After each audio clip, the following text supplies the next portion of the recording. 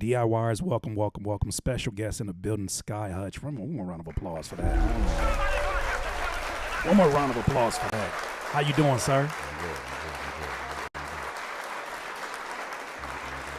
I don't think y'all realize how rare of a situation this is. This man don't do interviews with nobody. Man, look, man, I ain't never hog-tied nobody. What you doing in here, man? You thought I wasn't going to say that on air when I've been saying it all week? At all. Nah, I'm good. Everything good, man. How's everything? Everything's good with me, man.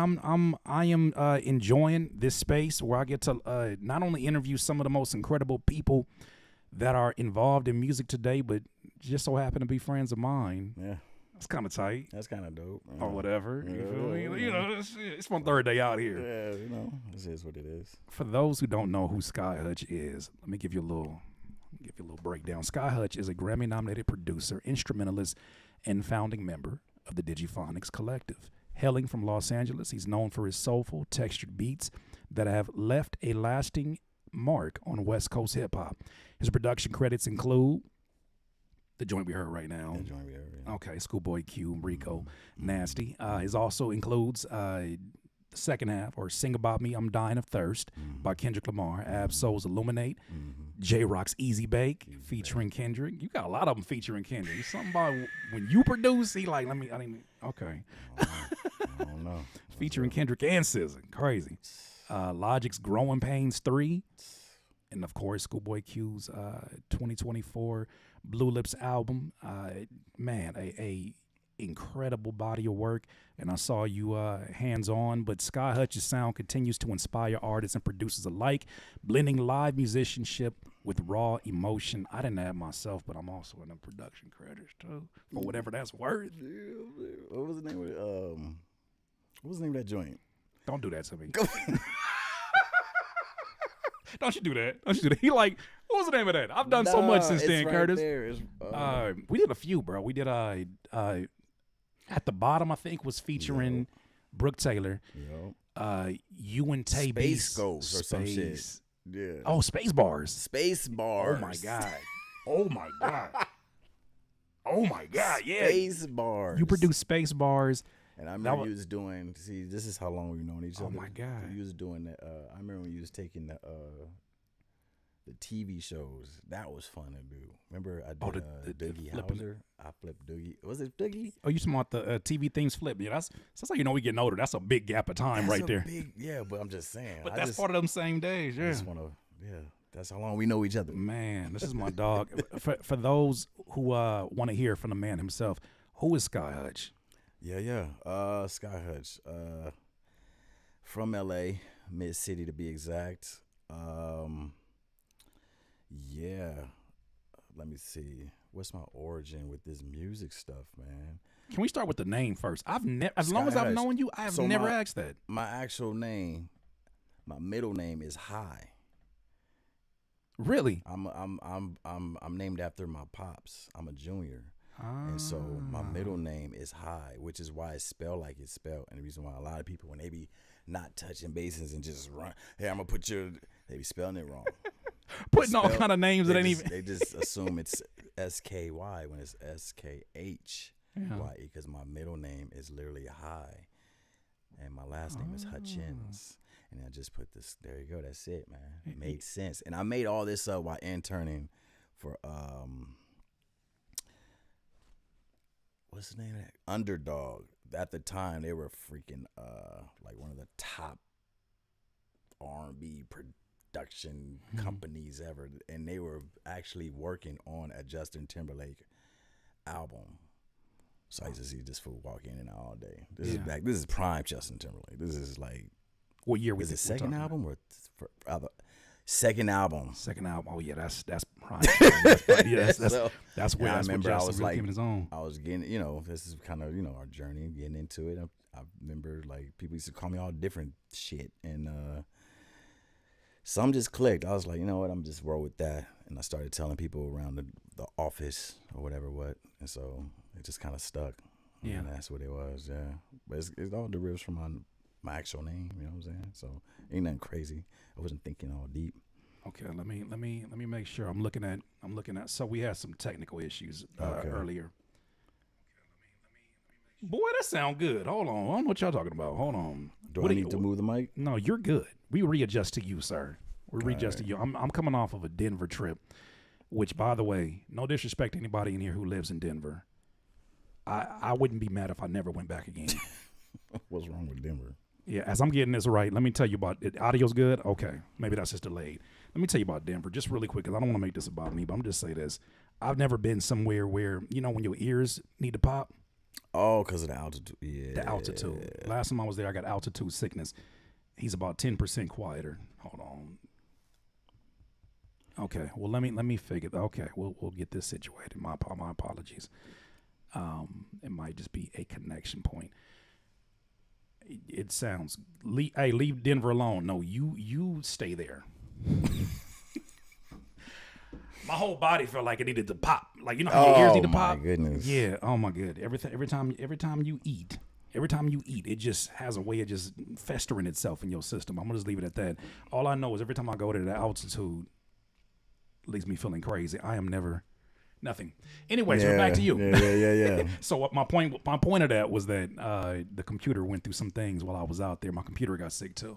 Really? No, I just made that whole But thing up. I mean, I get what you're saying, but I'm just saying, like, it was acting up. Okay. Yeah. Wasn't catching the regular Wi-Fi. It was catching. And by the time he got back here, he was like, "Oh, we in regular elevation now? That's what we doing?" Yeah, man. I don't know. Y'all are asking me to turn him up, and I promise you that it sounds amazing right now on my headphones. Are y'all good? Are y'all good? Before we get this situated, are y'all good? Let's make sure everything is good. Yeah, you're good. Okay. Sir, you're my guest. Yeah, I'm just, I don't know. You never had this issue before. Let me ask Courtney. Courtney ain't going to send me. It sounds, now it's good. Okay, Lord, this is the doggone delays. This is what happens when it's DIY sometimes, all right? Yeah. It sounds good. People sometimes troll too. They do that. But, so you're talking about the earlier days when you were coming up with this name. Yeah. But you were transitioning also into when you got started into music. Yeah, this is when I was trying to find, like, how to navigate, because I went to school and everything. Here's the cold part. It's like, I thought from jump that this is eons ago, but I thought that you had to go, like, to, like, Juilliard to do any of this shit. I thought, or, like, just super prestige schools. Until I walked into Guitar Center. I was like, oh, this shit right here. Wait, I'm surprised you didn't mention MI. That's where it led to. Mm-hmm. It went from, I was like, oh, you can just, and then I started actually looking into, like somebody told me about it actually. And so when they told me about MI, I was like, oh, well, that's where I'm at. We're easy. Like, let's just go. And I finessed the hell out of MI, because MI is definitely a school. It's a great school, but they used to be very stingy with their studio sessions. Really? Yeah. So it's like you would just sign, and they would give you just like one block. So I used to literally sign like a billion different names, bruh. Just to get my time. Whole studio time. Had the homies pull up, and they wasn't tripping. Here's how crazy it was. They wasn't tripping. So I used to have, like, near the end when school was about to, like, when school, I used to have one of the last sessions. I'll fill up that last session, and the security wasn't tripping. I used to go to security. I'm like, yo, I'm doing a recording session. Do you mind if I, they're like, yeah, and we'll be in there. Right. I think I recorded a whole mixtape of one of my boys, like a few mixtapes. What year we talking about? This is with Hunted. Remember Hunted? My man Mike Hunted. I do, vaguely. Yeah. With him, remember? So they just let y'all just yeah. Long as somebody like, had a I was card. just like, yeah. I was like, I'm still working, but I just want to. This is a couple artists. They was like, yeah, whatever. They was cool with it. But I used to finesse all the time, dog. I'm sorry for anybody. You know how the world works. What they gonna do? I don't know now. Shit, it's over. It's like that got me ears. But I'm just saying, at the time, I was finessing, bro. Like all the studio time. I was like, what? Nah. You know what year we're talking about for this? This is early 2000s, man. Because I think this is around the time when they started when DeVry started going to schools and trying to pick up whoever they could. Really? Los Angeles Recording Academy came to my school. Yeah. That's when I heard about that. But I was like, y'all too expensive, man. Like, and I was just letting us just pull up. Yeah. Hey. That's my wife. That's my Hello, son, wife, and little Nas. What's up, Nas? Nas? He's gonna crash the party, huh? Give him pounds. Give him pounds. What's up, brother? How you doing? Sound good. That's good. Right. Well, that's how you know for sure it's from home. This ain't a BET. Come on this now. ain't a BET set. This is actually from home. Hold on. Let's go. Reason I asked about the years because I remember how. I mean, people don't recall, like, there wasn't a just jump online and get straight into this. Hell no. You had to move around. You had to move around. And we had to have, like, physical CDs and flash drives and all this ancient shit y'all hear now. But it's just, like, we literally had to put ourselves in rooms. And a lot of us had to, like, be in our lack of comfort zone just to kind of get what we wanted y'all to hear. Like, we had to put ourselves in groups or be a rapper or be a singer or whatever. I'm not saying I sung, but shit, I wasn't. During MI, I was in a group. They threw me in a group. The school threw you in a group? Like, pretty much. It was almost like I met two other students. They're my folks now. But yeah, they was like, man, y'all should be in. They was like, well, let's just do it. And I was like, all right. And I was producing for them. It was just, bruh. Yeah. That's so insane. it was just like, at that time, you just had to, when you move around, you had to move around, man. And yeah. I mean, you had to just get it how you get it, man. And so, going from MI, that's how I got the internship at Underdog or whatever. But, like, I learned a lot just of how meticulous you have to be with things, you know? Like, they used to, and I realized, like, all this night out shit that people do, I mean, it's for, but they, like, majority of the industry don't do that. It's weird, but majority of the industry don't do that. They treat it like a 9 to 5. Like, they there like 9, 10. I'm there with my family at the end of the we're gonna night. write these records, and then at 7, 8, wrap it up. Where we at? You nothing? All right, cool. Let's just finish this tomorrow. Type shit. With that in mind, have you? I'm sorry. Go ahead. I'll say, with that in mind, have you always kind of been creatively more of a night owl, or have you been more so early morning and get to it? Shit, my shit kicks in like around 5 or 6. I ain't gonna hold you. In the morning? No. PM. Yeah, this is PM. Interesting. Like, during the day is when my brain is churning up ideas. And I be beatboxing. A lot of voice notes. Are in my phone. A lot. Because through the day, as I'm just moving, all kinds of just ideas or some. Oh, I heard that record. Let me get that. What's the shit called? The Shazam. Let me Shazam. Shazam, yeah. I'm Shazamming. Oh, wait, what's that? I should. Voice note. All the time, voice notes. And when I sit down, like around 5 or 6, I don't know why I'm saying 5 or 6, but for some reason, I noticed around that time period between 5, 6, maybe 7. Yeah. It just kicks in, and I just. Now, don't get me wrong. That's now. Like, when you first start, you just get in however you get in. Shoot, there was a time we used to pull up to my man Tay and just cook all day, right, morning and whatever. But it's just like, when you're younger, it's different. Yeah, that's what I was about to say. Yeah, you don't think about it. Just but when I noticed me, like when I noticed like how when it happens, I was like, I always used to just check and I'd be like, oh shit, it's like 6:30. Like I don't know why. It's just around that time frame. It was just like always like it kicks in. I'm like, I feel like, all right, I'm up. But I bang my whole shit. Oh, you all good? Bang them out quick though. How do I fix this? DIY. No, it should be situated. I think it just flipped over. Okay. Yeah. There you go. I'm curious, especially about that time, because have you ever took a sleep chrono? I'm just gonna sound crazy. This is not a normal thing. Mm-hmm. You ever took a sleep chronotype quiz? Nah, what is that? So basically, everybody's a different chronotype right? And it's based upon when your most efficient hours are of sleep, Okay. of work. I think I've heard of that. And most people are like what they consider, I guess, the bear chronotype. There's a dolphin, there's a wolf. For instance, let me pull this one up.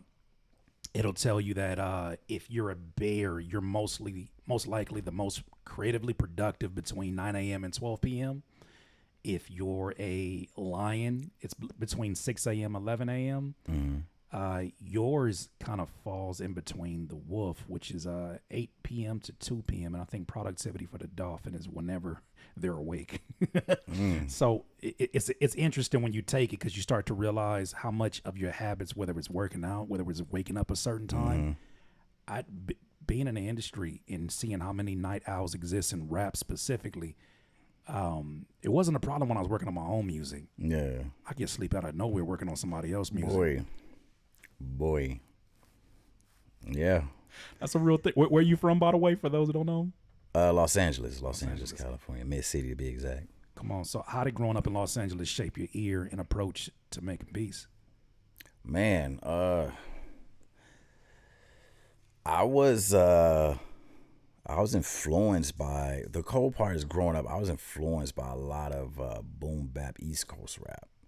Because my parents were separated, so it's like my mom would listen to all the whatever's happening now, which is mostly R&B. My dad just listened to everything, so I figured that's where I got my ear from. And he used to, I don't know if they got these old, but so the tapes he used to have towers of tapes, like towers.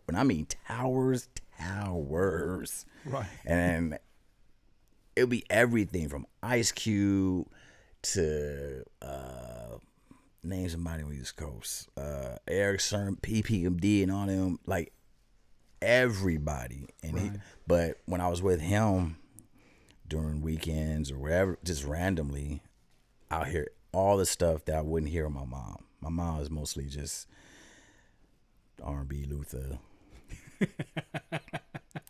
right? You know, that stuff. Or Keith Sweat. That was her thing, Keith Sweat, because she, you know.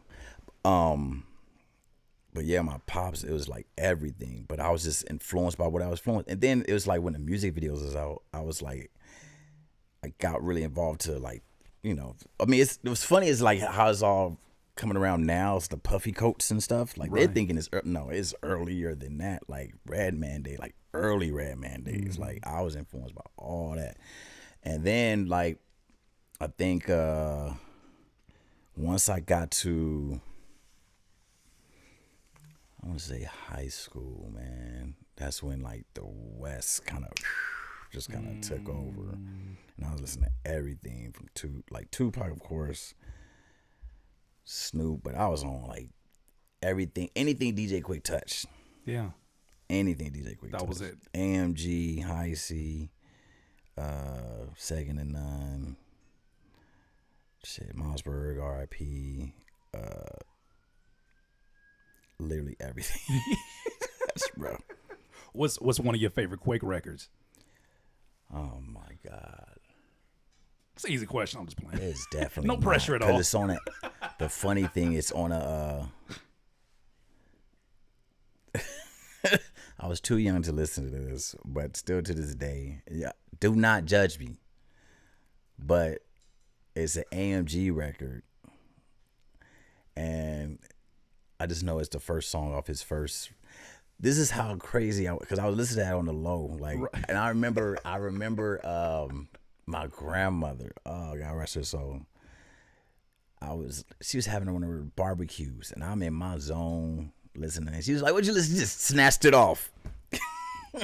Oh, it's called Vertical Joyride. That's the name. Vertical Joyride. No, grandmama, no. She was like, "What is this?" I was like, Just call my mama. What is this he listening to? I don't know. I was like, I gotta go. But yeah, I was listening to all kinds. But that's like one of my favorites. I still to this day listen to that song. That's funny. We all got a song like that, you know, and it's funny because I should not can't have been listening to that. My version of that, well, I was in high school. My version of that, I can't listen to no more. You want to know what song that is? Genuine Differences.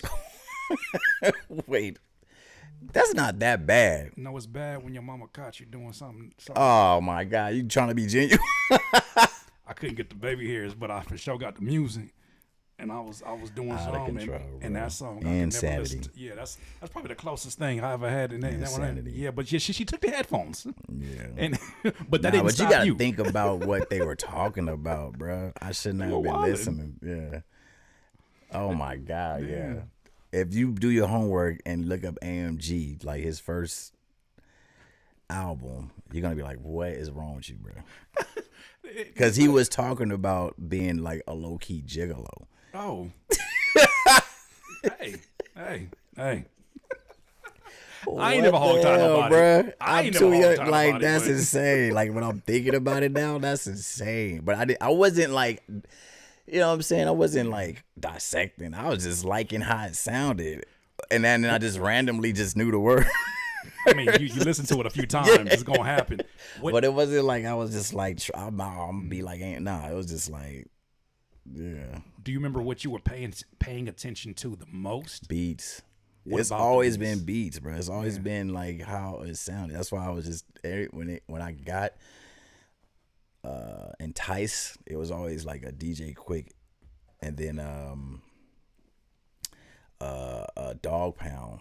That whole album.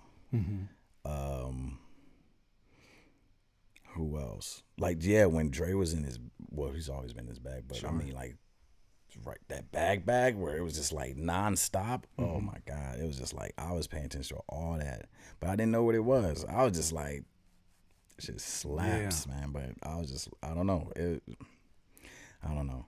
And then what intrigued me to like trying to do it was Timbaland. Once I got introduced to Timbaland, that changed it all. But I still thought that you had to go to, it was just like it warped my whole brain. It warped my whole shit. It warped my whole shit. Cause I was like, what? Boom, boom, boom, bop. Boom, boom, boom, bop. Like, what? As a producer, there is nothing more sobering than when you hear somebody, whether it's a swing, whether it's a timing. Like, I was like, what the hell is going on, bro? I call it the, oh, we can do that moment. Yeah. That's what I call it. Oh, we can, we're allowed to do that. Yeah. Missy Elliott. I remember seeing Missy Elliott's first, her video. Super Duper Fly. And I was just like, what the hell's going on? But I'm sitting there, boom, boom, boom, boom, boom, boom, boom. Yeah. You see how I'm beatboxing? Like, that's what I be doing when I'm in during the daytime, like all that shit. So you're gonna see a lot of animated things going on here. But yeah. So what is the first? Go ahead. Go ahead. No, I was gonna say once that like just cracked open the box, I kind of like wasn't even I was on Missy and whatever Timbaland touched. Like, I was literally following producers and didn't know it. Like, I was just because like I said, it was different times. To get your sound, you had to kind of also rap type shit. You know what I'm saying? Were you rapping at any point? In the group I was, like, I had to do a couple 8 bars here and there. Just to put you in a group that you did not agree to, and they had you rapping without figuring out if you wanted to rap. Need a rap section. I was like, all right, boom, boom, bam. They threw you in waters that you ain't supposed to be swimming in. You're like, I don't even know if I want to do this. Creating. It's just being creative. That's it. But, yeah, man. So, man, where am I? Oh, yeah, with the whole Timbaland thing, that just kind of, that worked my whole brain. And I dived, man, immensely into what the heck he was doing. But, and it was crazy. It's like, what people don't understand is like, we had to wait for music to come out. Right. As excessive as it wasn't just no it wasn't like you could like people who literally jump in the rabbit hole could get to where they need to get to like that. We had to wait like, oh, this record is crazy, and you just be sick for that record for like months. Do you think there might have been the possibility that was an advantage in terms of not having? Yeah, you was able to like embrace it. You was able to live with it. You was able to live with it, learn the song. You know what I'm saying? Like, if you was a fan, you was a fan. Right. Like, it's very fickle these days, bro. If it sounds like it, because I feel like that when you know that you only have this album to focus on, you know you only have these particular instrumentals to study from this era of a Timbaland, for instance, you can't be distracted by, oh, but I want to do this. If you're a producer, I'm saying studying this. Like once I was all in. Like of course I liked other shit, but he was like, because even at the same time that it was Tim, it was like Dylan and stuff, but and Madlib and you know all that, but what kind of just got me like ooh it was Timbaland. Why do I know that language? You know what I'm saying? That just like because I started just hearing things that I didn't hear typically. Right. You know what I'm saying? And big records. So it was just like, what the hell, bro? So what did your first sort of dive into that water sound like as a producer? Trash. Oh my God. I had this oh my God. I had this first computer. I don't know what it was, a computer software. I forgot the name of it. Some shit my mom found. I think it came with the computer. But anyway, okay. Figure out how to draw in sounds or whatever. Because you could do that at the time. Right. And I was doing it. I thought I was going. I used to have my friends over and like, listen, I'm sitting here. I remember one of my homeboys pulled up. I was like, yo, that shit is trash. I'll never forget it. And they tried to be like, man, what the he was like, nah, somebody got to tell him. I was like, damn. Yeah. I mean, it was only right. Yeah. The timing was perfect. It was good though. Who do you think you were trying to mimic with the first one? Because we know when we first started, we don't really have it's not necessarily. I was trying to get in that Timbaland, but I didn't know what the fuck I was doing. I know about signatures and shit. I'm just. Yeah, Lord. You know what I'm saying? So it was just. It was trash. So your timber wasn't landing at all. That shit was out of here. Nah, it wasn't. So, yeah, man. I tightened up, did some homework. You know what I'm saying? What's funny is I think I took a break.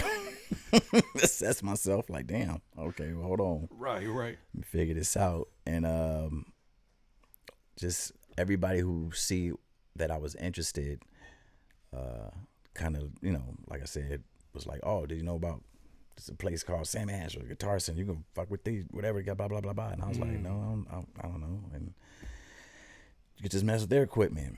Right. Mess with their equipment. I was like, oh, shit, there's keyboards that make all these sounds? Came across the Triton. Wait. That right is there, that? That's a gateway drug. Boom. Boom, boom, boom, boom. Yeah. Bloom, bloom, bloom. I was like, hold on. Did I just do it? Bloom. Y'all don't know what I'm doing, but what I'm doing is the clips grinding me. Yeah. When you're like, this is where they got it from? This is where they got it from? These 3 keys. Boom. Boom. Wait a minute, it's just this? No, the funniest one is when you go into what is it? Is it it's not the Triton, it's the it might be the Rolling Phantom. And you start hearing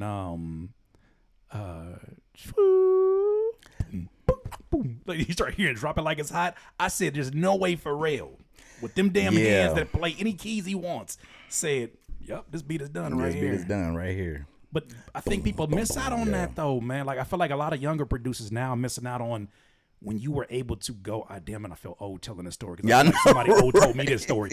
But like there was a time where you go into Guitar Center and you just go skim through the presets and then just the feeling of playing a chord progression, you're like, oh my God, what I could do with this at home. How much? 2,000? Okay, I won't doing anything. Right? Damn, man. That made you have to grind for that shit, man. That's what I did. Listen, when they did that and I came across that Triton, that fucking summer grinded my ass off by the Triton at the end of that summer.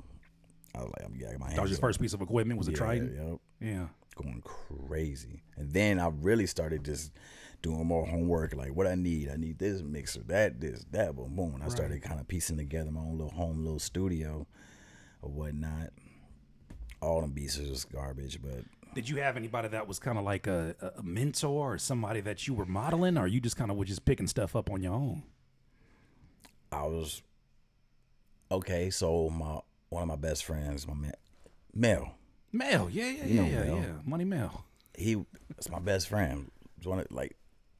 He saw what we was doing. We kind of had the same, but he was let me try to get more info for what you need or whatever case may be. Oh. So he'll have a guy and I'd be like, hey, I heard, or he would tell him like, yo, he told me you should probably da-da-da-da-da, or we should probably da-da-da. And I'm like, all right, let's go do it. Let's go get it, or whatever case may be. Yeah. So it was like, yeah, it was just like the circle. We was all moving together. So it was like whatever information I got from it, I just, made it happen type shit. Yeah. Man, if you are blessed to have a money mail, and it's funny because I met all of y'all at the same time. All of us, bro. All of y'all. And I say y'all, for those who don't have context, I met him when I got signed to my first indie label, Rockstar, and it just so happened that it was at a studio in Inglewood. Yeah. Studio in Inglewood. That was the home and the studio of my guy Star Lab, and this is also where I met Tae Beast. Yeah, man. What do you remember about that era? Because God, I feel like as an artist and a producer, first of all, I just want to point out, y'all you ain't gonna point out nothing. You ain't gonna point out nothing before I land this. I know this is your interview, but I'm gonna land this. Go ahead. You and Tay almost made me quit producing because y'all was so damn good. I said, oh, this is what it really looked like. No, here's what makes it even worse. Tay didn't know signatures. If you put that click on, all them early shits was at 1 billion. He'll tell you if you come up here, watch. I had to tell him, like, bro, what the fuck is going on? Because he never made beats with the click on. Right. He just heard it. Tay's a fucking. That's insane. Nah, that's 10th wonder. Because this motherfucker, like, I swear to God, I'm never ever going to forget the fact that when I pressed C, because it used to be C on every computer. Right.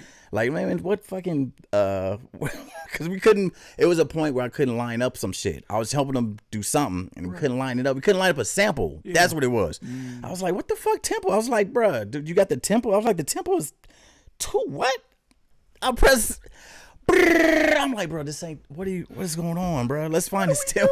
I remember that. I ain't gonna never forget it. That's my dog, but I'll never forget that shit. Because then once we got that, he was out of here. But it was just like, bro, what the? He was like, bro, I don't be using that shit. It used to be annoying. I think that's what he said. you just low key helped me close the loop, because that was one thing I feel like both of y'all, and I don't know if you did this on purpose or you just were naturally like very, very reserved human beings, but y'all had like the kids call it aura now. Oh, that's my brother, man. Y'all had a very quiet confidence in what you did. And I genuinely mean that. I was like, well, if I stay here, I'll never have to produce anything ever again, because what I'm making ain't nothing compared to what these two dudes is making right here. And for those who are unfamiliar with Tay, I mean, it sounds crazy, but for those unfamiliar, he's done some of TDE's most classic records. And so he was the CEO of the label that I was a part of, the first indie situation, the first studio that ever recorded me was at Star Lab's home in Inglewood. Insane. Yeah, I remember that. Yeah. And we tried to like collab. What was our shit? 4 stars or some shit like that? 4 stars, yeah. Oh, I was trying to remember. I promise you, my brain was trying to pull it all together. Yeah, shit, 4 stars, bro. We tried. This is early years. We was trying. This is what I was saying. This is what I'm saying. We had to like kind of be in the world. You had to be out there and go to these showcases and go to these battles and you had to be in the building. Now, you couldn't just, like, your viral moment had to be in real life, low key. Yeah. Like, you know what I'm saying? If you didn't do it in real life, it didn't exist. Yeah. It was wild, man. But yeah. So help me kind of close the loop, because this is where I meet you, and I meet you already already heading into your greatness. I'm listening to the production that you have. I'm listening to the artists that you're working with, and everything just sounded so polished. That's why it's hard for me to even fathom that there was struggles with the time signatures and all of that, because I remember asking Tay like very specific producer questions, like, all right, but like when your drums do like this and I do mine like this, why they don't sound like yours? And he was like, you just gotta experiment more. And I'm like, no, you hold it out, let me know. Nah, and this ain't no Tay interview. He'll say his own shit, but just to piggyback off that, like how Tay work is, no, he'll just fuck with shit. It's literally just fucking with shit. It's like if you just put a fucking just a big old bucket of Legos and it's supposed to be something, it won't end up what you thought that picture was gonna be. He was like, "Oh, I thought it was this," and it looked good, don't it? We here now. We here, and that's how it worked. That's literally how it worked. Like, yeah, it was a lot of shit, man. I'd be like, bro, he'll just be like, man, I was just, yeah, there's a lot of those conversations where he was just like, man, I was just trying some shit out. I was trying this, or I was trying that. I mean, and the reason why we connected, like, is because I had that same mindset with like not being like traditionally trained, because I got that from Timbaland. I heard him on an oral interview like, yeah, I don't know how to play keys or whatever. I was like, really? So you didn't know how to play keys? I never just figure shit out. You just figure shit out. I don't know how to traditionally play keys at all. But you must have heard something, because I promise you, your attention to detail and your melodies and the timing was a musician approach. Yeah, but I don't know. I can't call that shit. I'm not gonna hold you. It's literally just figuring out. And I mean, don't get me wrong. I took like half a semester of piano class. And I'm saying half a semester because the teacher got up out of there. I don't know what he did. Teacher. And the cold part about, and this is AMI, the cold part about it, he was like, what are you here for? And I'm like, I just want to know some chords, man. I mean, I make beats and shit. Right. And man just gave me a couple jazz chords. Sick, go. Like boom, boom, move your finger. Practice those. I was like, all right. I think 1 week I was about to, oh, nah, he ain't here no more. I was like, what? So what's up to, you got to figure out another one. I promise you. That's insane. I promise you. Something happened. I forgot, but he just wasn't the teacher no more. I was like, all right, well, that's that. But I mean, I don't know. Maybe it's ear training. Maybe it's ear training, and you don't know what you're ear training, because it's just like, I really ain't call it, man. I ain't gonna hold you, man. It's called a gift. Maybe. You don't want to say it. I'm gonna say it. It's painful, called a gift. but it's just that I'm one of them rugged people who had to learn in a way that was like. Yeah, not like that. Not like that. I think, and I put you in that same category. That's the picture that I'm trying to paint. Is that at that time, both of y'all were unicorns to me. I appreciate it, but shit, we was just figuring that shit out, man. I swear, we was just figuring. We was just like, we was fans too, man. Shit, we was just like, that's when you was just like embrace. Like it wasn't so much going on, bro. It's so much going on, bro. It's hard to. Boy, man. But I say, even the work you guys did together as the Weird People, man. That's yeah. I'm lucky enough to be one of the ones that got to go one of them records, but man, there's a well, yeah, I don't know. Maybe I'm gonna put it in ether, but Soul got a few of our records. Soul got some a few. Weird People records. Yeah. Oh my god. I don't know what Soul gonna do with them. The Weird People is he and Tae Beast coming together for a collaboration in which they don't. There's nothing that makes sense. To me, when I listen to it, I can't find anybody to compare it to, which is why it is such an important collaboration and sound when you hear it, because it's like, the fuck, man. Yeah, I don't know, bro. I mean, it's still here. It's just that, man, everybody's path just kind of do its thing. Sure, but it's not that the way we ain't going. It's just that I don't know. It's just. Now we're at a point where it's like we would have to, for that to really be a thing, we would have to sit down and be like, all right, let's really like full concentration to make this a thing. You know what I'm saying? What are some things from that era? Because I definitely want to move from there. But what's something about that era that that you kind of learned about yourself? Because we were doing a lot of cross collaborations. I know you were working on things before it started. Like it was. So many different things going on at the same time. What is something that I guess that you still take into the work that you do today?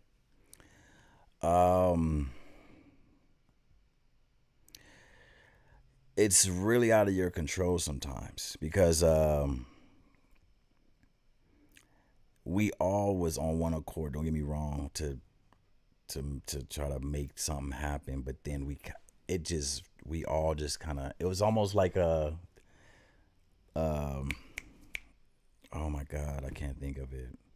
But it's like how you ever seen like an old movie or an old cartoon or whatever where it's a group almost like an Avenger type shit, but then one drifts off this way and one drifts off that way. Talking about every black movie from the 90s. Yeah, there you go. But on some like they're going into they're like going into the world. They're in the desert, like going off into the world, and then one drifts this.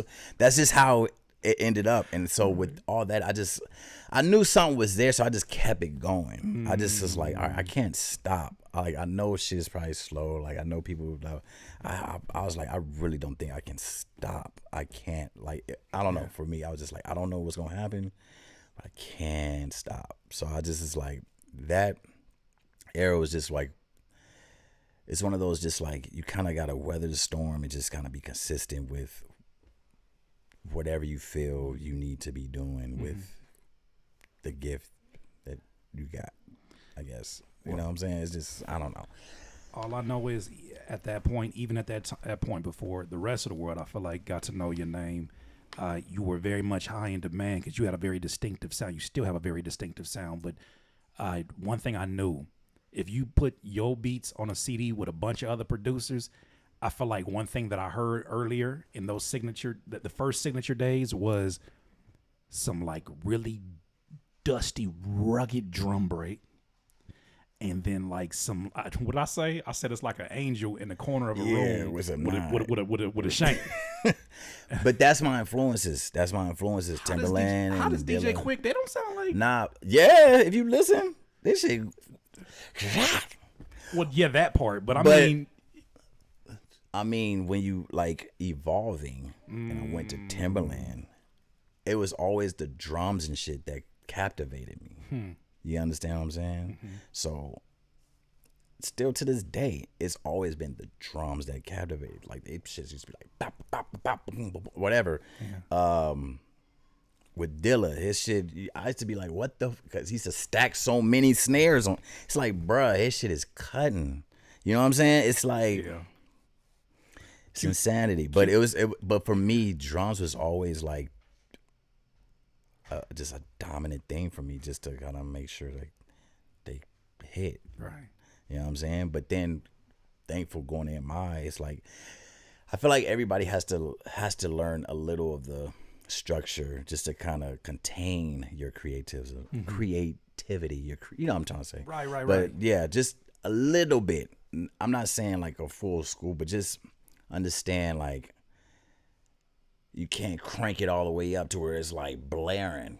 It might be blaring in your headphones. You going crazy, like boom, whatever. Could you not talk about me in front of all these people? Oh no, no. But I'm just saying, like, nah. I'm talking about. But you know what I'm saying? It's like once you kind of just have that, just a small Bible for the music of what a foundation.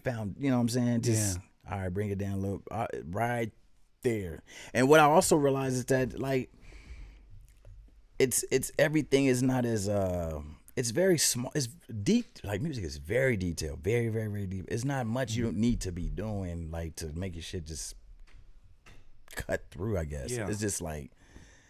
And I'm learning that this very second from my boy Juice, who was the engineer for all of Blue Lips. Okay. Just small shit. I'm like watching, he be doing small shit. He'll just cut some shit and boom, boom.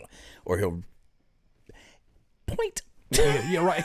Like, damn, it be little shit. Why does that sound so good? Yeah, but it's just, you learn that through the years, but it's just like, it's just like with like just little structure and then just letting my creativity go. It's just like, that's just, I've always been just free form, just letting the creativity, like once I start thinking, I literally stop on like drop of a dime. Like I don't care what's going on. If I'm like boom and the beat is just looping, if I'm still moving my head and it's like I don't know where to go, it's done. It's done. To me. To me. Yeah, to me. There's a lot of beats out there that's just like 8-bar loops, 4-bar loops. Because I didn't know where else to go with it. And I'll just be like, all right. Because I'm starting to think. Yeah. And I'm like, well, maybe somebody else will hear like some shit, some bass line, whatever case may be. But where I'm at, That's it. And I learned that from my influences. That's like some Dilla shit right there.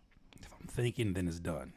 If I have to start, once you start thinking about that shit, it's a wrap, bro. Man. Immediately. If you're in full career, bro. Yeah, and there's a lot of folks that need to hear that, because I think that's the point where that's when folks start doing some goofy shit. Yeah, you start overproducing. Start adding fucking didgeridoos. What the fuck is that shit called? Diggeroo. I can't even pronounce it. They got fucking Africans just because you can. Just because. Oh, that shit hard. Ooh. Nah, see, and the key word now that pisses me off with like a lot of younger producers is textures. Textures, That's all that is textures. No, it ain't. It's just clouding up the space. Yeah. There's a lot. Oh my God. There's a lot of like folks that will like. There's been sessions where they'll come in, they'll play their beats or whatever, and like I said, the first 4-8 bars is there, and then they'll switch it up to this all extra shit, and I'd be like, bro, it was there. 350. Like soon as they press play, we like boom, we be like, oh, we good right here. Just let this look like we here, but we're letting it rock. Then they're doing boom, boom, boom, boom, boom. How do you stop yourself from going there? Because I think your approach has always been very consistent. That's all thinking space. shit. That's all I don't care what that's thinking. Because now you're thinking like this is too. Because what people they overthink. There you go, right there. They overthinking. They're overthinking. They're like, nah, this is too. This is it. So what? Listen to some fucking. Now I'm getting adjusted. Let's go. Listen to listen to every Snoop Dogg record right now. Listen to every Dre. Go to their. I'm talking about the Chronic. All that whole thing. Yeah. If you listen, don't listen to what they're saying. Listen to it. Boom, boom, boom, boom, boom, boom, boom, boom, boom. That's a 2-bar loop. That's a 2-bar. Through the whole fucking shit, and all he had to was and some bass line, like little shit. Million records sold. 2-bar loop. Boom. Yeah. Boom, boom, boom, Huh. boom. You're right. Boom, boom, boom. Loop. Boom. The fact that you can beatbox that, and we know it's every instrument. That's what. But I'm just telling you. That, I've told y'all about that's the voice notes, whatever. But I'm just saying, like, I told y'all I was gonna get some animation going on. But I'm just saying, like, once I picked that up from music, once I started picking that up, like, oh. And I started hearing that from just all of Dre shit, like, that's a 2-bar. I was like. It's a rap. I'm overthinking, bro. I'm overthinking. You know, when I had that experience as a producer, when I started playing instrumentals on Pandora, because I really didn't have another place where they would randomly give me a shuffle of instrumentals depending on the station. So I think I was listening to like, it might have been a Dre station. And that's how I just started listening to A-Rap music. And when I started realizing those beats that I was trying to emulate from memory was a whole lot more complex in my mind. Yeah. So when I listen and I'm like, ain't no way in hell. Yeah. Ain't no way. And I think the thing that people sometimes miss, and I know you understand this, that the genius of Dre is when he chooses to give you an instrument at that time. So it may be 8 bars in and all of a sudden it's just a sound effect that's in key. That's all you're getting. 50 Cent in the club. Listen to that. Just like play. Everybody that's hearing play that shit back in here. Bloom, bloom, bloom, bloom, bloom, bloom, bloom, bloom, bloom, bloom. That's it. That's what we tell producers. I say, you don't need to add nothing. You need an It's artist. like little, and the little shit, that you're hearing, I guarantee came from like post-production. After the song was probably made. Now that's a different. Post-production is post-production. That's when you add all the little, when you try to plate your food. Right. You get what I'm saying? Yeah. That's post-production. You try to plate your food, but when you're in creative mode, it's like, bro, if it smacks and you're like, and you don't. Now, if you play bass and you hearing all kinds of shit, go crazy. If you play keys and you're hearing all kinds of shit, go crazy. But I'm saying it's for like folks myself and a lot of folks that's like myself that's not traditionally trained, don't overthink it. Unless it literally is just in your head where you're like, oh, I have to try to play this, then try to play it. But if you can't, it's like, bro, you're good, man. Just trust yourself. I feel like most of that overthinking comes from people. Now that you say that, it comes from people who don't have the skill set. That's true. Of an experienced bass player. Yeah, but what you overthinking? Your brain ain't even got that information. yeah, that almost knocked. No, you good. But yeah. What you over here overthinking over here? Yeah, what I could do is no, you can't do that. Don't just trust yourself, man. You don't have the facilities, big fella. I've always trust myself, bro. I've always trust myself. So it's like it's just. Yeah, man, trust it, because you got your own DNA, bro. Well, I mean, I don't know how it is now, but yeah, still, it's like you got to trust your own DNA if you're creative. Straight up. Even if you're good at making, see, here's the thing, God's gonna put you in a place where you need to be, because even if you're good at like making every type of beat, right, you're gonna be placed in this sector of life where you can flourish in that. You get what I'm saying? Period. It's just gonna happen whether you know it or not. You're gonna end up fucking being signed to a producer and tell me to make that type of beat, or you're gonna, if you want to DIY, whatever case may be, you're gonna be making the time. Regardless of, you're gonna be placed in a spot you need to be at for whatever you're doing now. If you're on some shit and you're like, nah, that ain't my whatever, I don't know, but you're going to be placed where you need to be placed. You just got, like I said, at the end of the day, you got to trust yourself and just show it for yourself. Yeah, and it sounds like two things that's coming to mind as I'm listening to you talk about, sort of the earlier journey is the emphasis on patience and the emphasis on collaboration. Yeah. And I think a lot of people kind of like close themselves, even me to a certain degree, until I kind of got around different folks and I realized, oh shit, this is how you speed up your learning curve. Yeah. Is you're learning from other people's good habits and bad habits at times, but for the most part, someone challenging you to just hyper focus on one thing. Like when I was working with THX for some Thurs project, I saw Genius and I was like, oh, I'm overthinking this, and he's the genius. I'm overthinking this. The hell am I overthinking? He just had his, see, and this when you had to really zone in on your own sound. He had it. Now you talking about a sound. Yeah. He had a fucking sound. Come on. How important has patience been in your journey as a producer? My goodness. That's like there's not a above one. If there's an above one, it'll be that. That's because you need it, like 100%, bro. Like 100, just to keep going, just to keep going, bro. You need so much,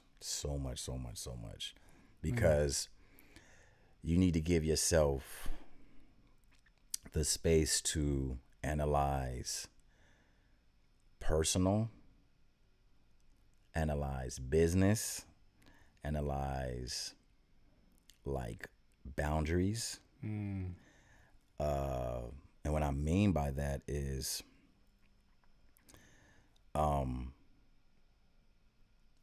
don't be like, of course, the infamous Erykah Badu, I'm sensitive about my shit. Right. Okay, cool. But if the critique is for like some helpful critique, let it happen. Don't respond to it. Just kind of be like, okay. Or in your head, just be like, yo, of course there's going to be people, oh man, I would, Now, if in your head, you like, shut that shit up, bro. It's cool. Still a filtration process that stops stuff at the Don't gate. get me wrong, it's cool. You're like, shut that shit up, man, my shit slapping. Right. Now, if you go back later on, just kind of like, what was he talking about? Like, let me see. He said it's going to be slapping. Let me see. Oh, I could have turned this up a little. Okay. Whatever. All right. I just wasn't ready here at that point in time. Just wasn't, yeah. You know how many times? I had that saying where I say shut up, and I'll be like, maybe they do got a point. Just not right now. Just not right now. You know what I'm saying? Like, and then like, and I'm saying also, the boundary part is because you want to give yourself, You want to allow your creative space to just flourish, and I guess that goes back to trusting yourself, man. You know what I'm saying? You gotta trust yourself. Like the boundaries part come in with the overthinking, like thinking what you think other thinkers like. They're not even doing all of that. Time out. That's why it used to piss me off, because like even when Punch was sitting in that very seat, he was talking about. It's really more simple than all of that. I'm like, why does everybody say? Because you know what? Maybe it is. Maybe it just is, Curtis. With your overthinking ass. I'm like, no, connect the dots. Beautiful mind. It's just execution, bro. Yeah. Just execution. That's literally what it stems down to, man. I have all these talks. I have these talks a lot with my brother Tay, about just his shit, man. Like I'm not I don't know. I like to. I've called this my superpower, but I'm good at analyzing people. I'm just good at just analyzing situations. Good at social cues. I'm good at. That's why if this whole journey of mine, I have not been managed. I haven't had one manager. You've never had a manager? Never had a manager. Huh. I just been in rooms, and I showed up for myself and them, and I made sure that if I'm supposed to be in this room, right? Wherever it's at. And don't get me wrong, it wasn't that I didn't want a manager. I just wasn't seeking. I didn't know how. Yeah. Remember that part where it was like I had to keep going? I just kept going. I didn't know, Yeah. I didn't know. Now, yes, there are some what I'm trying to say, some bad things that go along with that. Not bad things, but just stuff I kind of wish I had a manager for. Don't get me wrong, but it's a learning process. Yeah, well, that's something I saw even after because there was a point in time where I parted ways from Rockstar ENT, and I really went on my solo journey trying to figure this thing out as the earlier DIY Curtis. Eventually moved out to the IE, but the one thing I kept seeing was that no matter what was going on, what situation, Tay, of course, kept moving. You kept moving as well. Kept moving. And y'all did it in such a way where y'all didn't really demand to be the center of attentions like a lot of that class of producers did. And you were still invited into all the rooms. I just kind of played my position, but was ready. If you say, hey, what up? Yeah. You got some? What? Do I? All right. You talked about your ability to read people. How important has that been in your networking? How important has that been in, kind of choosing where to invest your energy or where not to invest your energy, especially in this industry? Well, they'll show you. You just gotta chill, talk. I wouldn't say an introvert. I wouldn't say that because once I'm in the room, I'm yo, what's up? But I'm just good at just ambivert. What is that? Yeah. It's like you have your times where you are extroverted, but then you also have your times where you do feel you're introverted. Yeah, like I really read. Like I don't want to sound all like energy stuff, but it's just I just read people. Yeah, man. Like you gotta think about it. Like we did a whole album with so many people. It could have been nonsense after nonsense. You just gotta know like when like, all right, just let them go, bro. Like if like. Don't let it bother you. You know what I'm saying? It's just, I don't know. That's just how I am. That's how I've always been. And it's kind of helped me just navigate to not get distraught when certain things are said or certain things are did or whatever the case may be. You just be like, all right, okay, I see what you're doing. Yeah, because this is a job position that's going to give you a lot of heartbreak if you're not prepared to flip whatever the story is that you're telling yourself in your head. It can definitely be discouraging, but then there's moments like this, man. This is one of the first times I was looking and I was like, oh, the rest of the world finna know what I know about Mr. Hutch, Mr. Skhye Hutch. Yeah, which, by the way, because I did graphic design for you, in my brain says your name Skhye. See what I'm saying? So I don't ever mess up the spelling. I just want you to know that because I never told you that. Skhye. That's what everybody should do then. Okay. Yeah, I don't even care. Well, at least they don't leave an S out your name. Yeah, right. Let's talk about one of the placements a lot of folks know you for early on with Kendrick Lamar's classic Good Kid, Mad City project. Yeah, man. Sing About Me / I'm Dying of Thirst. How did that record come together? Shit. I'm trying to go back. I remember there's one session where he had all of us in there, and I don't remember what. This is the session before the Sing About Me session, or around that. It was a session where he tried to had us do a record that Lady Gaga was supposed to be on, and I've come to find out in recent time that it was "Bitch Don't Kill My Vibe," and he was trying to have us do a version of that. Like everybody, he had everybody. It was free. Excuse me, Pounds, me, Tay, Willie. Wow.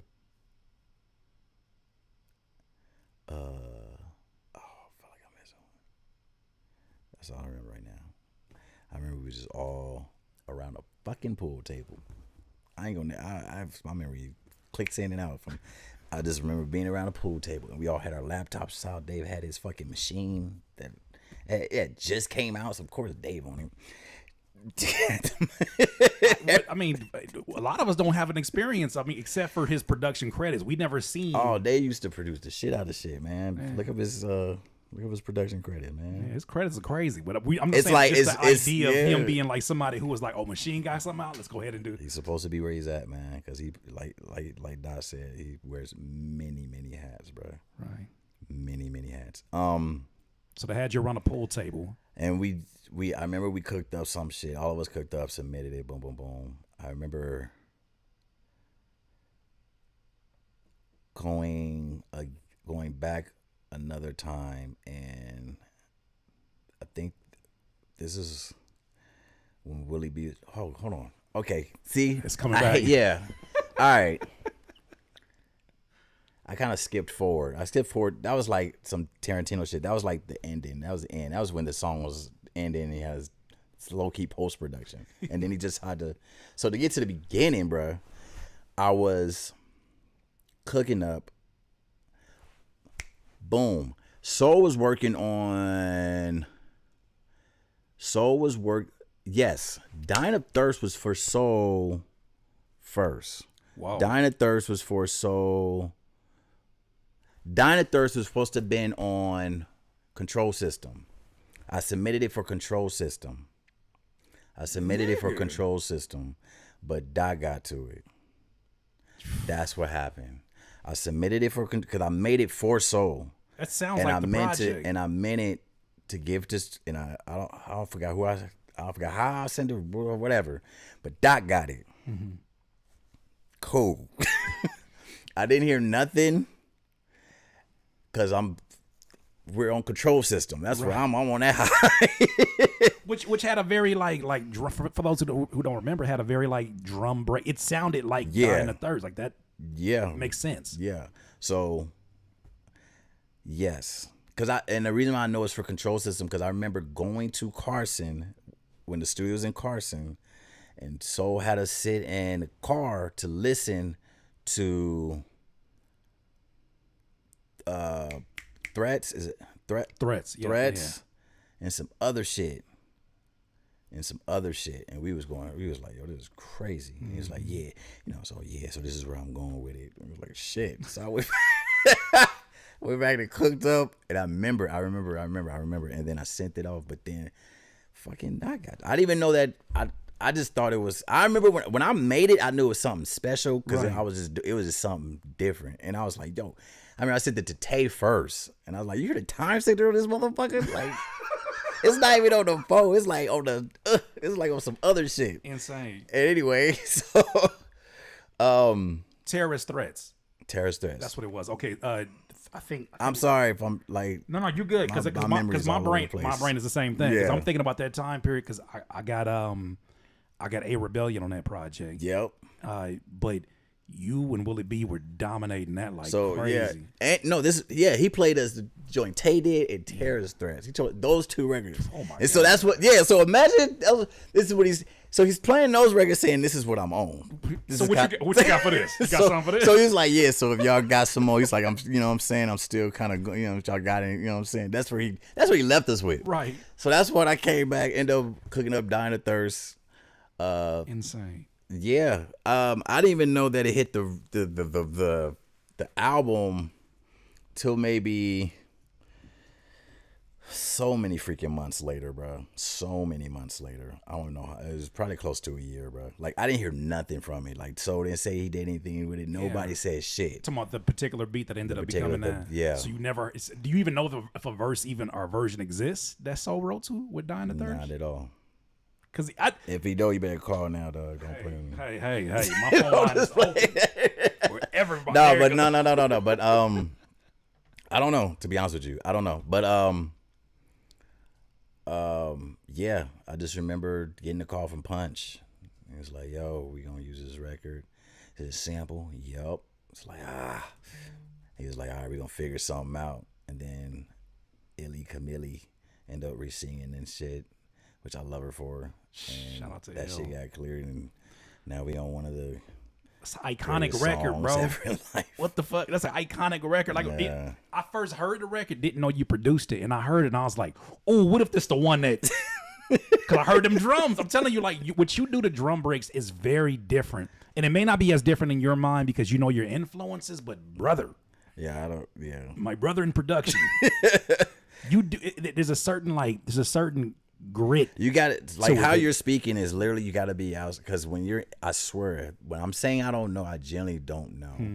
You got to is literally like I would have to see myself from like a bird's eye view to kind of understand what you're saying. Yeah, to understand what you're talking about. Because I just know like you're just talking about like the influence. I just know what I like. Right. And I'm like, okay, these joints need to or whatever. You know what I'm saying? I want to sound like whatever.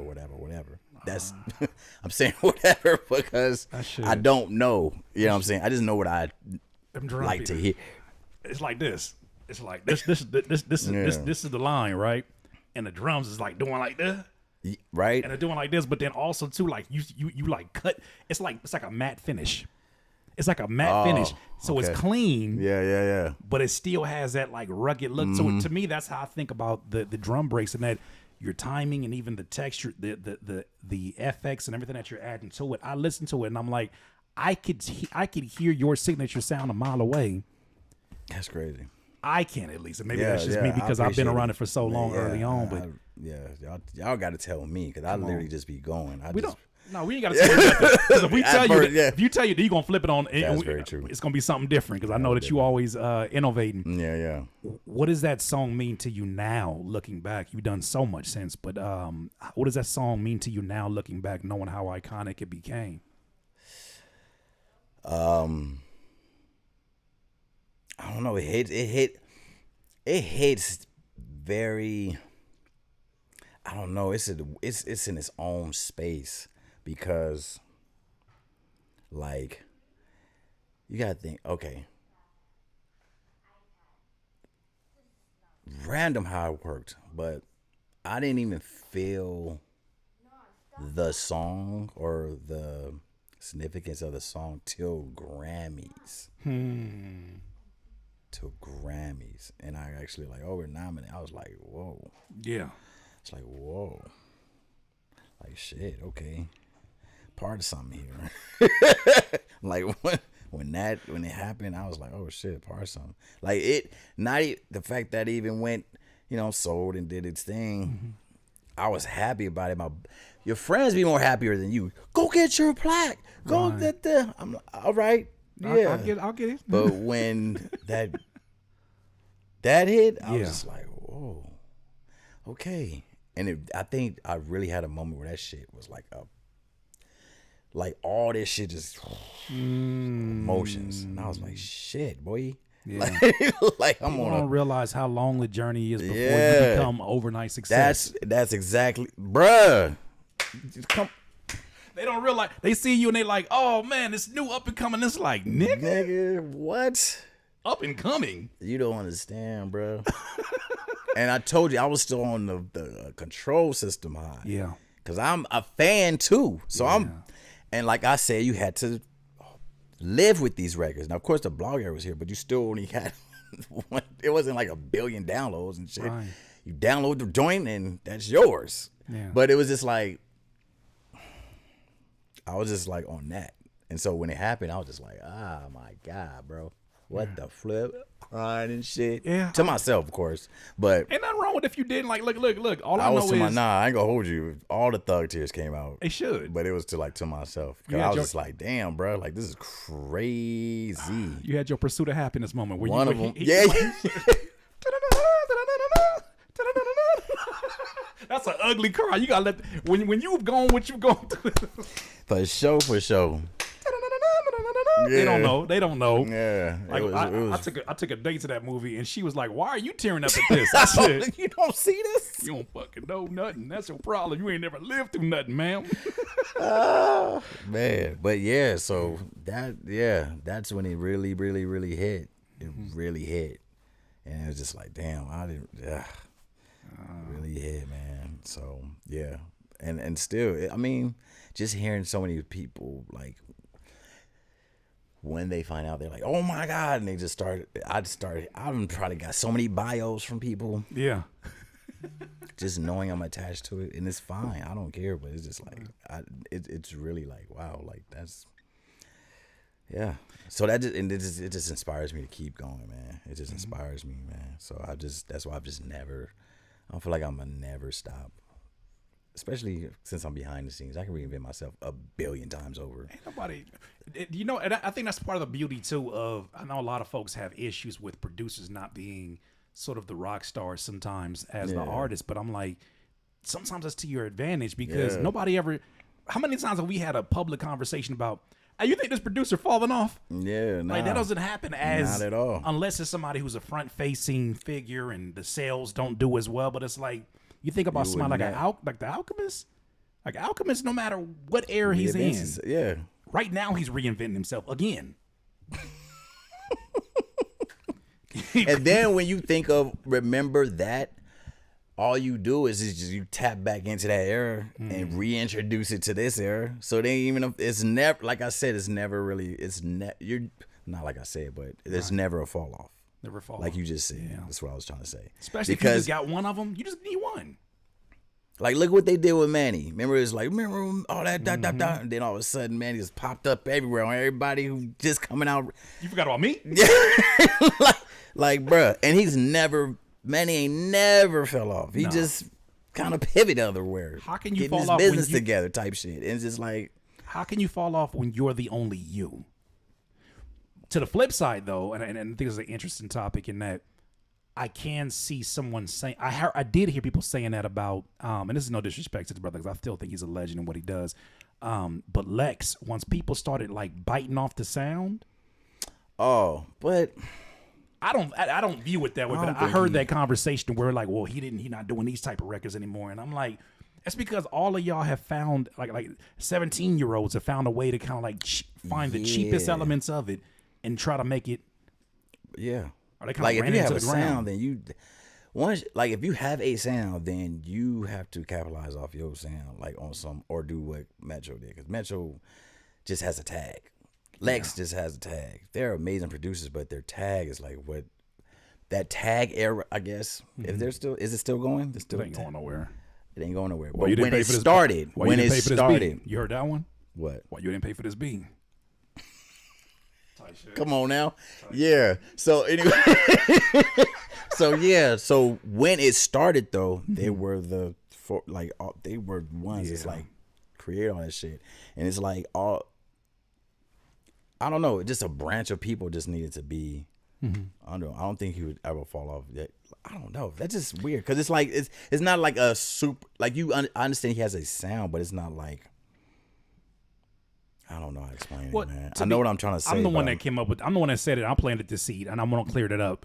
The conversation is mostly amongst producers who are trying to see where is he at when the new Ross album drops. Where is he at when this album drops? albums that would have been shoo-in. I think that's the only conversation I ever hear of anybody ever saying, what happens to this producer, da-da-da. But the truth of the matter is what you said earlier, in that there is no fall off, because all it is a matter of, unless... That's industry shit. It is. But I ain't gonna hold you. Unless you're talking about somebody who making music for artists that still jerk. You might not have a. No. What? You gotta be. Teach me how to jerk. If you doing that right now, where does it exist for you to? I'm pretty sure that person has evolved. I will hope. I'm saying that you gotta find some different drum sounds. I ain't never hog tied nobody. I understand what you're saying. But yeah, just plain. I just feel like also, because you said where's Lex on raw shit, I feel like that's industry shit, and I also feel like that's not, or maybe it is. I can't think for the man, but a lost art that's been happening is them sticking to the damn recipe that got them, and it continues. And I'm just. Dot is where he's at right now. That's it. That's all I got. I'm gonna leave it right there. Dot is where he's at right now. Go from the beginning to the end. Where you gonna see that man? Who you gonna see? You gonna see around the same niggas. Yeah. The same niggas. That was one name I think that you were searching for in the midst of that was Soundwave. Yes. I think it's such a no-brainer. It's all that's the no-brainer, but it's just like it's like Sound Cardo, and then you go into Alchemist, and then you go in like you could just go from the beginning to now.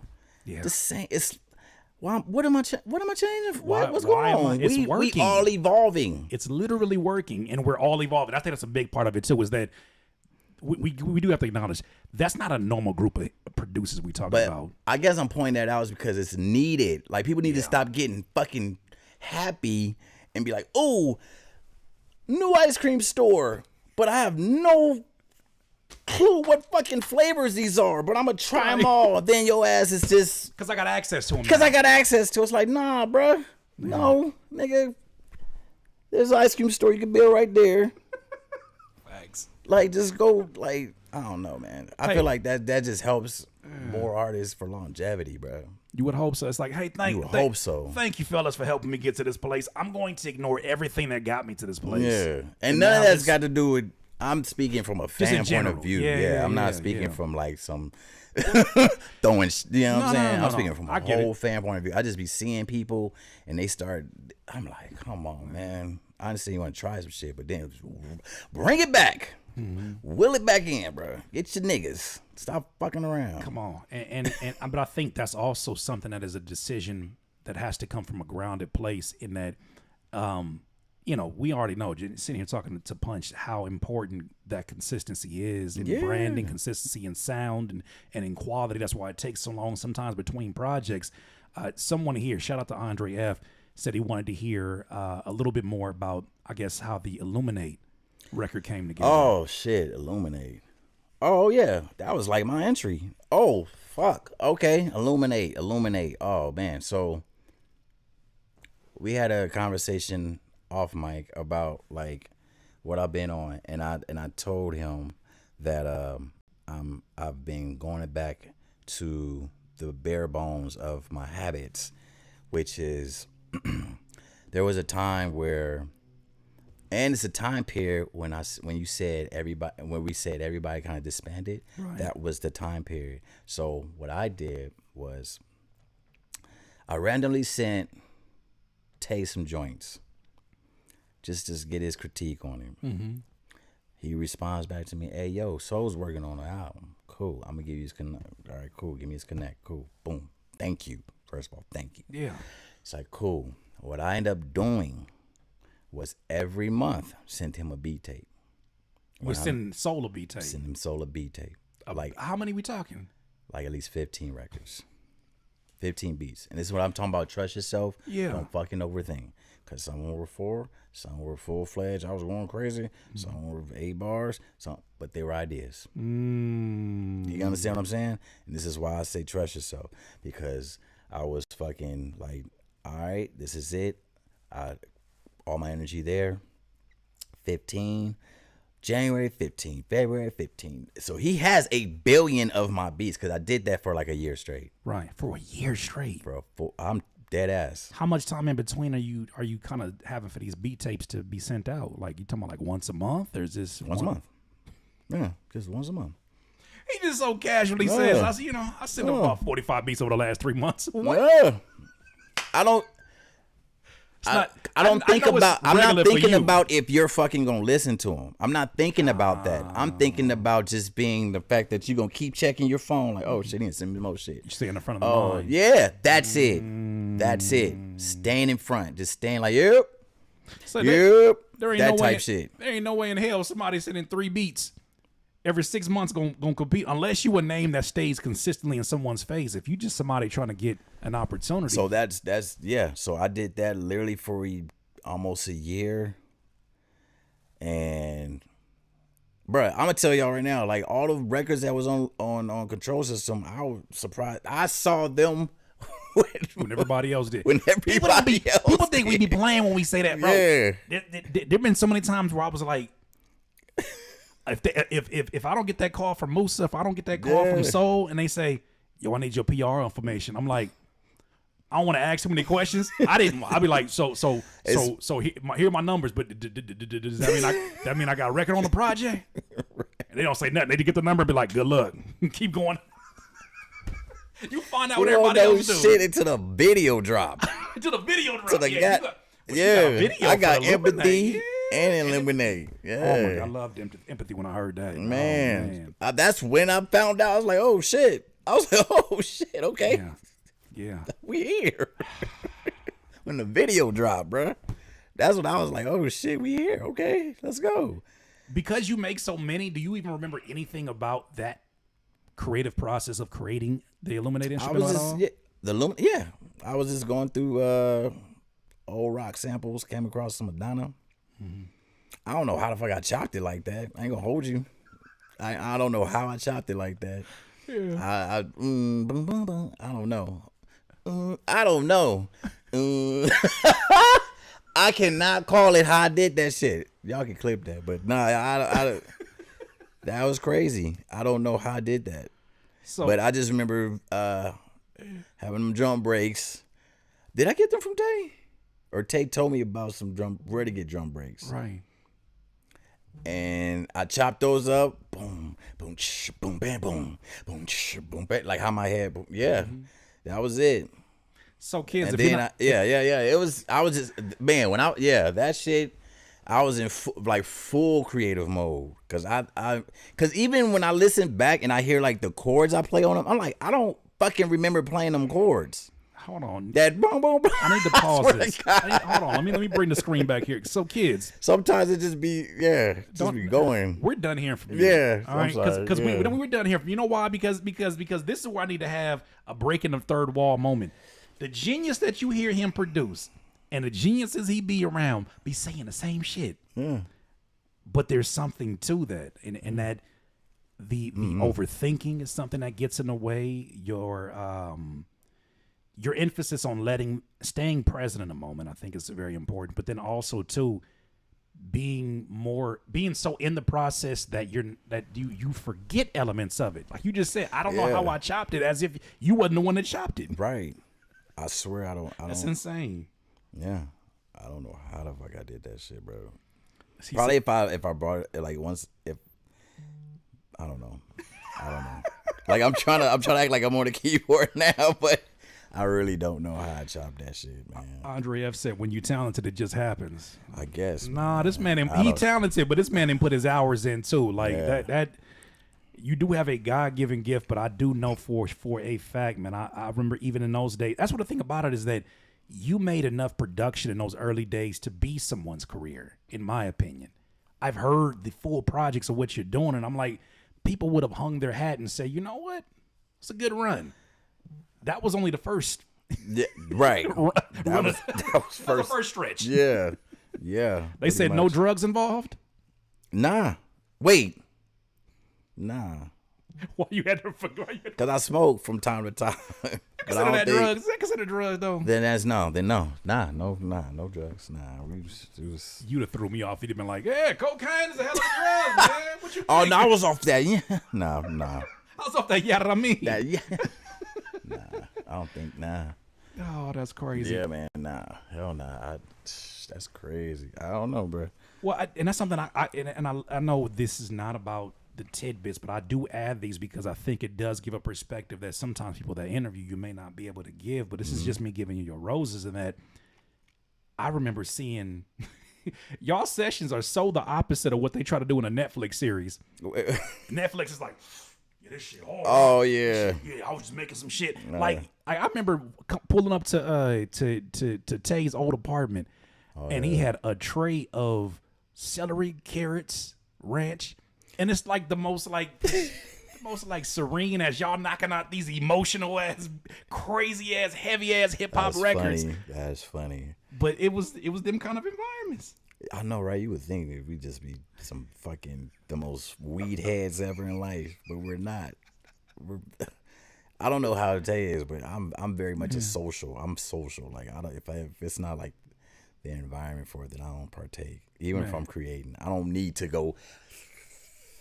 All right, let's get to it. Nah, I just get to it. Some people can't do it, man. And that I think that's when I first started figuring out. I was like, maybe these type of sessions ain't for me because it'd be like, yeah, you work on that shit. I'm gonna think of some shit. I'll come back in here in 30 minutes. 2 hours later. Yeah, I don't know. I mean, and it's not that I knock it. I don't knock it at all because I've created some shit with it. But it's just I don't depend on it. Is what I should say. And like I said, I trust myself enough to. If I like it, I like it. If I was on some weird shit, I'll just embrace the weird shit I was on and then keep it moving. You know what I'm saying? It just be what it is. You just gotta embrace whatever is going on because it's man, I don't know. My brain works very simple, and I picked that up off from Dave, Dave Free. He used to have a Tumblr. This is how, boy.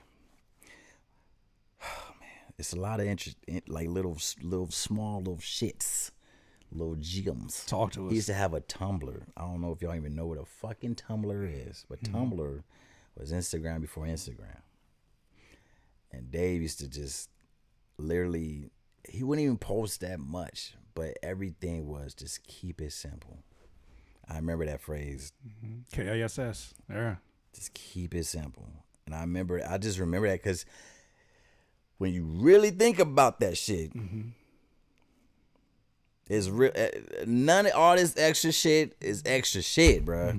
It's even when it gets like, so chaotic and out of control, it's gonna always come back to simplicity. Just some like okay. It's like when people you be like, all right.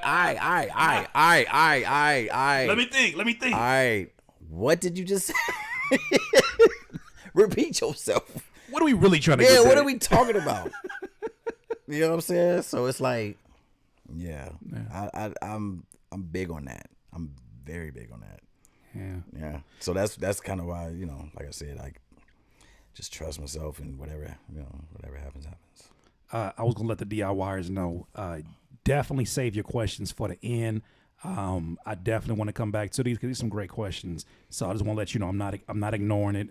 M Jack and HD Tae. I just want to make sure we have a bit of a flow to what's going on, and we'll come back to it. These niggas better not be niggas, man. Huh? Nah, I know HD he's my guy. HD Tae Films? Yeah. That's a good question. Right. He said how you love the process of producing now more or less than you did when you started.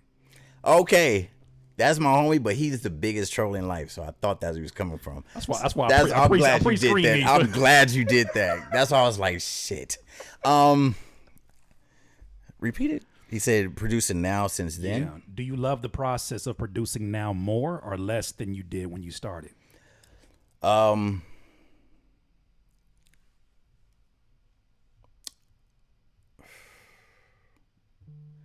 would say I like Man, that's a good question. Damn, that's a good question. From somebody who know you. That's how you know. Yeah. I think it's kind of a mixture because I like what I know now. My creative flow is way faster than before. Right. But before it was such a new.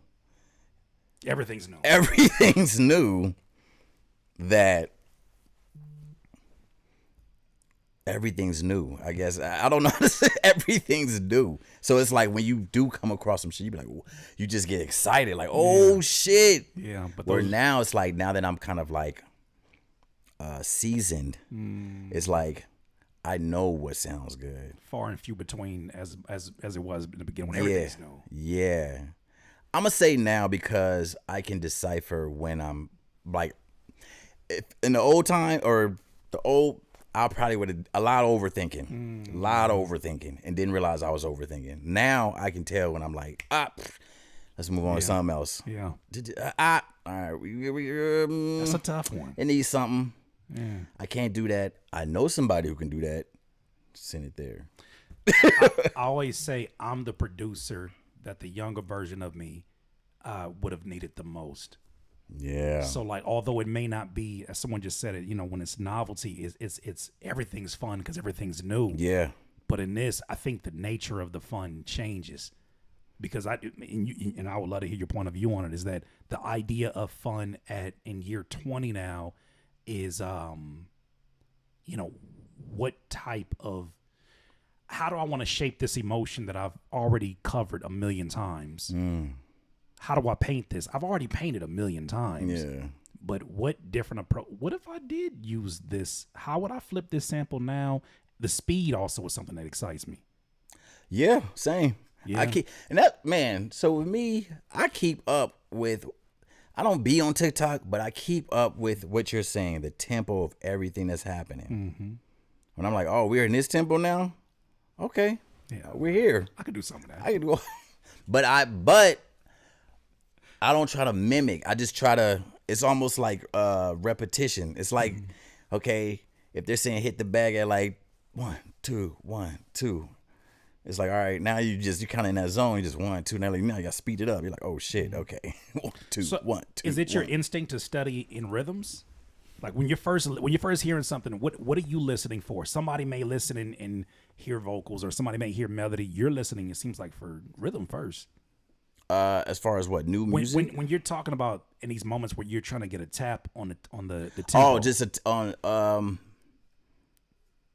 yeah, it's really like if I like what I'm listening to, I'm okay. But then I start like, okay, where we at with it? But if it's like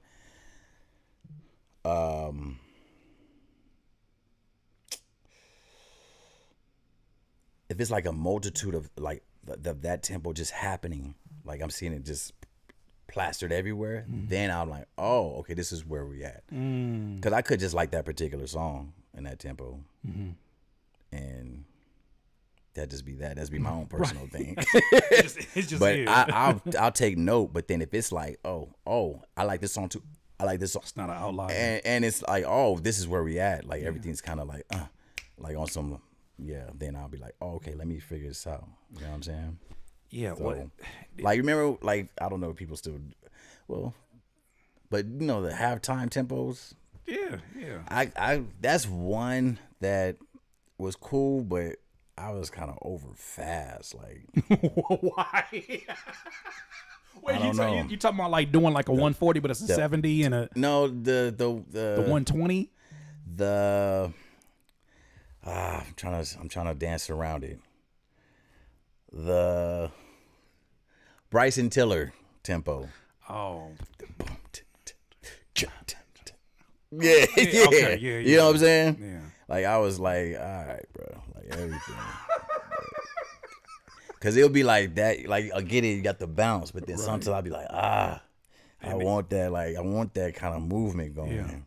Yeah. And everything's just like boom, clock. Well, now you hear that, and I think to me, what I'm looking at, it seems like you hear that space, and you're like, oh, there's another rhythm of something that can go here for a little second, something here. I think folks are literally, a lot of younger producers from just coaching, I see, is they'll listen to that and say, no, that is the thing. There is nothing for me to read. No, don't get me wrong. I dived into it. I was trying to embrace it. Shit, don't get me. Easy Bake was kind of like in that. Was trying that realm. I was trying that realm. Yeah. But listen to Easy Bake. You see what I'm doing in that motherfucker? Boom, boom, boom, boom. Oh, let's pull it up. And I did that with my man Smokey, who's out there in fuck. I'm so sorry, bro. Is it Netherlands? Bruh. Super duper crip. That's my guy though. Yeah. That dude, he got YG's new single. That's when me and him first met. Yeah. He pulled up, got his tool, we made that joint. I had that idea in my head. We're gonna flip it back. Remember I was saying do the daytime? I just be I had the idea of that sample. That sample from fuck. Is it Mobb Deep? I think it was Mobb Deep. Boom, boom, boom. No, Jadakiss. I thought the Jadakiss or Mobb Deep. One of them two. Anyway, I just knew I needed that sample. And that was one. And we cooked that up that night, sent it to him. I think that night he hit me that morning like, nigga. Yeah. And I was like, say less. Shit. Yeah. Let me pull this record up really quick because I got it here in front of me. Let me see. But that's, yeah. We always losing to the Yeah. You know just what you're dealing with. Highly belligerent. I'm saying it's there, but it's just. But see, that's the I dived genius of what into you it, do. but You I was dove. just. But your diving is a lot different than somebody who says, take that snare, take this tempo, take that snare, and we've got the same exact thing. What am I adding to it? Even though I hear what you're saying, I as a producer pick that up. I would really be curious if a listener of a Bryson Tiller would say, hey, that's that Bryson. I just don't think they pick that up. Yeah. Like we would. That's insane. Yeah. That's Going for the low. Party ways with my old self. I'm a new man. And it's just that sample just made sense with that. Yeah. With that structure of that. You know what I'm saying? This man is insane. Well, we and got. then, yeah. Go ahead. Nah, I was just saying Smokey added the colors to it. And all that. Boy, that boy Smokey is fucking dope. He did that, Raj. Yeah. Yeah, that nigga's hard, bro. He did that what, you said? He did that new record from YG. The one that he just released. Which one? Where it's like, back when I was at, He did that joint. Okay, yeah, that record is going up. Guy, man. Shout out to that guy. Let's all the time. Let's talk about this Blue Lips SchHoolboy Q journey. Let's talk about it, man. Because even off camera, huh? Is it 2 years of work? You said 2 years. 2 years, like straight. 2 years straight. Nah, bullshit. So, I mean, for the first question I got is, how did the opportunity to work on SchHoolboy Q's Blue Lips come about? Oh, man. All right. Shout out to Call of Duty. Not random at all. Not even bullshitting. All right. And this is real shit. Mm-hmm. I'm bringing to like the extreme, the extreme beginnings. So this is during pandemic. Everybody's in the house. Mm-hmm. Everybody's on the duty. Mm-hmm. And cooking up beats. I'm on the duty. I'm on the duty with Mr. Mix by Ali. My man Mix by Ali is on the duty with DJ Head. I'm like, what the fuck is going on? We just in this bitch. Celebrities out the motherfucker. I don't even know all these niggas played. Right. Okay, here we are. I'm humbled as I'm barely talking on the mic, chilling. Cause I'm like, let me not say nothing too loud. Might end up in the room one of these. This nigga randomly got on with Q. He was like, oh, just Misa and Hutch. He was like, who? Skhye Hutch, producer nigga. He was like, oh yeah, for sure. We ran a couple of games. Q got off. He said he had to do some shit. Then Ali was like, yo, you know this nigga Q started his record. I'm like, what? He was like, yeah, he's starting on his new record, man. You should pull up. I was like, all right, bet. Ran a few games, cool. The thing that, here's a mantra that I gave myself, because I was going, Oh my God! All right, I gotta give you backstory now. I'm sorry. on. Let me adjust. No, you good. The year prior, right? I literally. This is what's crazy. Not the year. This is before Panic. So 2018. 2019. One of those 2 years. Drove myself crazy because I said I gotta get a Q record. When I drove myself crazy, I was fucking going through motions like shit because I'm like, why can I get this fucking, what the fuck? Why was bruh? it so important to you to get that I record? just wanted a Q record. Yeah. That was it. That was it. I was like, I got that. I gotta get a Q record. I was like, I gotta get a Q record. Everything I was just thinking, whatever. Never happened. Never happened. Nothing happened. Fucking Blank Face come out. Not Blank Face. The one after Blank Face. Not Oxy. What was it? No. Crash. Crash Talk. Crash Talk come out. Right. Come out. I'm like, I could have did this record. I could have been on this motherfucker. All this shit slap, bruh. Damn. Hot. And then I kind of, went through the motions or whatever. But once all this pandemic shit happened, kind of had a self-analysis of myself. Like, okay, man, I think I stretched myself out too thin. I was stressing too hard. Let me will it in. Things are going to happen when they need to happen. On their own time. On their own time. So, anyway, when Ali told me about everything, I was like, all right, one thing I got to start doing with myself is get out my own way.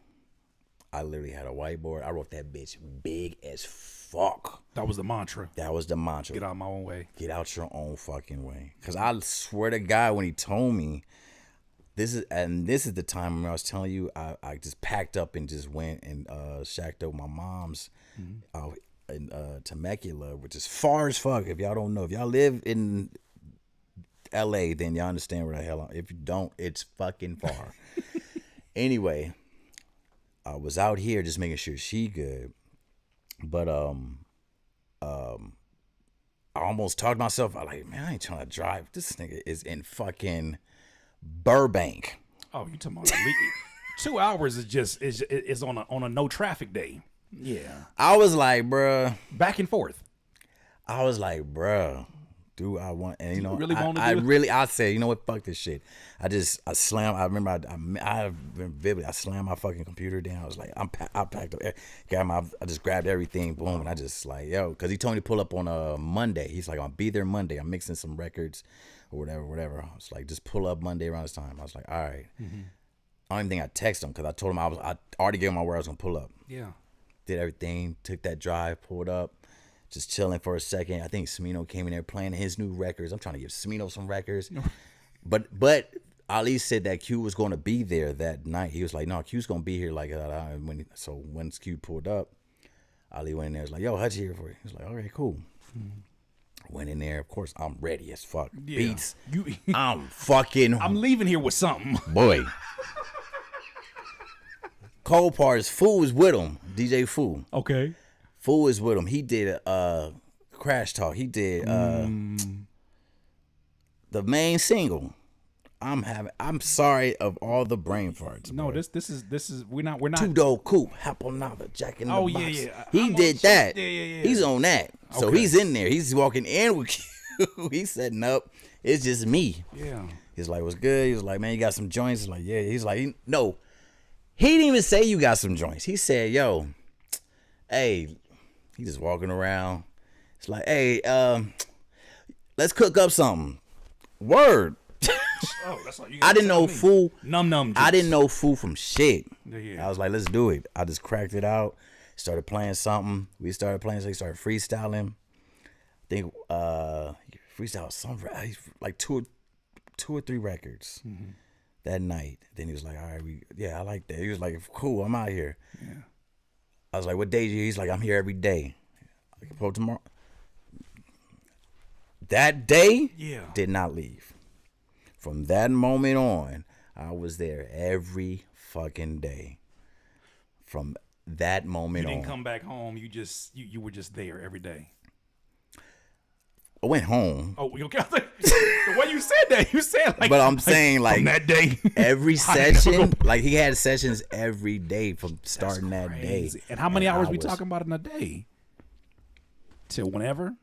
Nah, you don't work like. Well, he does, but he don't. He low key knows when his creative meter is depleted. Yeah, like he knows it. When it's at red, he be like, all right, bro, we done. Dog. I can't fucking think. We done. Cause we'll be just cooking up. Right. We'll be cooking up some shit, and he'll just be sitting there, and he'll be like, bro, let's come back tomorrow, y'all. We be like, what? Ah, shit. All right, bet. But nah, for real. From that day forward, and then what happened was, it was me and Fu. And then, damn, is Fu in there? Because he can, no, he's not. But it was me and Fu, then Tay, then Pounds pulled up, and then Mario Luciano was in town. So we told Mario to pull the fuck up. This is elite names, Bruh, we man. are, bruh. But the thing is, Kyle Banks was in the building. Kyle pulled up. Yeah. And so we're all like, having these jam sessions, we're cooking up live. Like, it's 1 billion laptops open. You're not understanding what I'm. There's a picture on my IG that you see. It's the first picture. That was every day. That's crazy. If you look at that first picture, that was every fucking. We're good now. Yeah. We all could have been in trouble, but this was during pandemic. It's fucked up, right? Oh, but we were social good. distancing my ass. Oh, y'all still with that shit? Hey, it's somebody's producer, because I for sure. I'm gonna put I do mean put my boy on blast. The funny thing, we was good though. Yeah. Literally every single one of us was good. None of us got none of that shit. Yeah. I think none of us got that shit. None of us. I promise you. Until probably like afterwards. Real quick, I was gonna say, go ahead. This nigga, oh gosh, was out and about getting haircuts like nobody. He was him like, what you up to? Nigga, I'm quarantined like everybody else. What are you doing? Oh, I just came back from getting my hair cut. About to go get in the studio. What studio is open right now? It's a producer shit. Nobody bro. wasn't saying shit, bro. Yeah. It was working, bro. Above the law ass. Yeah. But y'all are in there, and is it kind of a? It was fucking. Is it a collaborative process, or is it kind of like you in your own space and then? No. Listen, this session, Juice is the one. Like, it was a lot for him because it was like one of the first. This is what he's telling me at the time. He was like, it was just overwhelming. But you gotta think, it's fucking. What's this shit? What's them adapters? Just speaker. Everybody's plugged up to the mains. Everybody. Oh my! My nigga gave us all a lot. That's his board. So you got all like of us had a 17 fucking line. oxes? Nigga. We was cooking. So wait a minute. How does that even? I mean, you know how this how it works. Work? This I'm gonna tell you. Yeah. So we chilling. If he's like, we won't just start cooking just to be fucking loud. We mingling. But if he's like, hey, all right, man, he's like, hell, all right, come on. He'll just say, come on. Yeah. He'll literally just say, come on. Somebody be like, all right. Probably start a fucking drum pattern or a fucking sample or some shit. Right. Start a sample. Boom. All right, boom. Where we going with it? Somebody. Usually when Cal's there, he would crank out the fucking 808s. Boom, boom, boom, boom, boom, boom. And then somebody who's already got their shit would probably just add like already have like the hi-hats going just to keep the tempo going like that. But it's just so collaborative. And then once we get it going, we'll keep it like a threshold. We won't overdo that shit. Like once we get it to where he can think, everybody kind of like, and we get the tempo right, because sometimes it'll do one of those numbers. Once we get it like locked, then we was just like, all right, boom. Like I said, when we was listening to Pop, that was one of my favorite sessions because we cooked that up from fucking scratch. Yeah. And this nigga, what you talking about, huh? Gang shit. I ain't on the. It's a rap. Bruh, he's doing that shit while we're cooking up. Yeah. Had you ever done anything like that before? Come on. Yeah. Boom, boom. And I'm in there with the 808s. Boom, boom, boom. Wow. Boom, boom, boom, boom, boom. And just in that bitch. Yeah. He just there. Come on. Just freestyle. Had you ever did anything near Never. similar to that? Never. That's crazy. Never. Nah. Never. And like I said, then Jazzy was in that motherfucker and he gave him the mic. Hip hop, down bad. We in that bitch like, oh shit, down bad. Nigga pop. This nigga damn near broke his ankle because we was in that motherfucker going crazy. No bullshit. That shit was crazy. Now it was just for pop, but we did like, my boy's always cracking, but we did just, I don't know how many fucking records we got, bro. We got like over 100-something records of just jam sessions, That's insane. Fucking people. There was so many people pulling up. YG had pulled up. Nelly pulled up. You said Nelly? Nelly, dog, on some random shit. We got to cook up with that man. I'm telling you. Talking about yeah, EI, Mr. EI pulled up. Pulled up on SchHoolboy.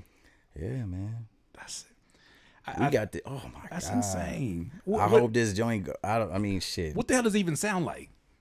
It's Nelly-ish. It was Nelly-ish. Okay, that's all I want to know. That's all I want to know. Because I can't even imagine Nelly and Q on the same record. It was Nelly-ish. It was straight though. I mean, it was just a moment, bro. It was just a moment, bro. We got so many just gems that's just like, it's, whenever the green light, but just that experience is so amazing because literally everybody played their position. Mm-hmm. And of course, I mean, and it was like a learning curve because you had to communicate, even with shit. They were saying like this is the first time Q ever did shit. Like Q was usually in that bitch by himself. Yeah, it's like this is the first time. I remember King came in there. He was like, "Oh, okay, doing something different." Yeah, I remember. I've never heard anything like that before. Like, yeah, he's like Q. Yeah, he's like, yeah, you don't. He was like, yeah. But everything was just, that's a beautiful experience, bro. Beautiful experience, man. The album's amazing. And yeah, bro, that like, I don't know. You said for 2 years you guys were doing this. Yeah, because we'll cook. We had a time where it was just all cook-ups. Then we'll have that one record we'll focus on. Mm-hmm. You know what I'm saying? And then, like, bro, he has like 2 albums, 3 maybe albums that's, you know what I'm saying? Chilling. If he want to. Didn't he talk about having a version that he ended up scrapping? Yeah. Before he got to the one that we yeah. Like, yeah. Like, Lovebirds came like towards the end. There's a few that it was just like he just felt like made sense more than, you know what I'm saying? But yeah, there's a lot of records, bro. There's a lot of fucking records. But it was great time creating them because like nobody was on some ego trip shit. And then it went from like so many people to just, B, Tay, Pounds Fool, Juice, the engineer. Mm-hmm. And like Kyle, you know what I'm saying? Kyle was working on numerous things too. He was working with shit. Now that we know what Kyle was doing, shit, working with Doechii and everybody, it's like now we understand why he was in and out. But yeah, it was just us, you know what I'm saying? So it was just in that bitch every day, bro. Butch, B Butcher, he was in that bitch. That's crazy, bro. This not normal. This shit is not normal. It's just popping in my head. B Butcher was in it. Amazing singer. I forgot her fucking name. What? Wait. Oh my god. We did it. And then what's crazy is that before we even got in there, he had already had a session with 1500 in them.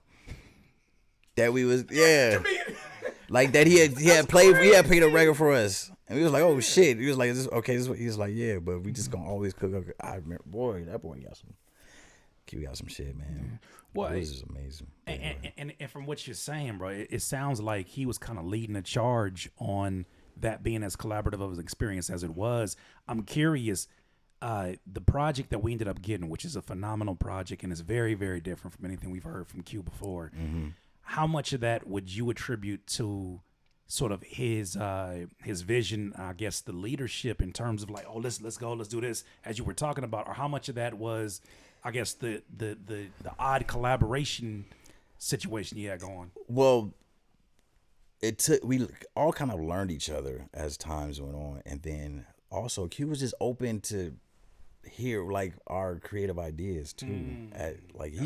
He usually has his shit set in stone, but he still was open to hear what it was, to try shit. He always emphasized like, just try it, like just try it. Yeah. Just try it. Like, it ain't gonna fucking hurt you. Just try the shit. Like, what the fuck? Like, Q, when I say keep it simple, he's literally, he's on that same type of shit. It's like, it ain't all this extra shit, bro. It ain't all this extra shit. It's like, are we gonna get to it or not? Right.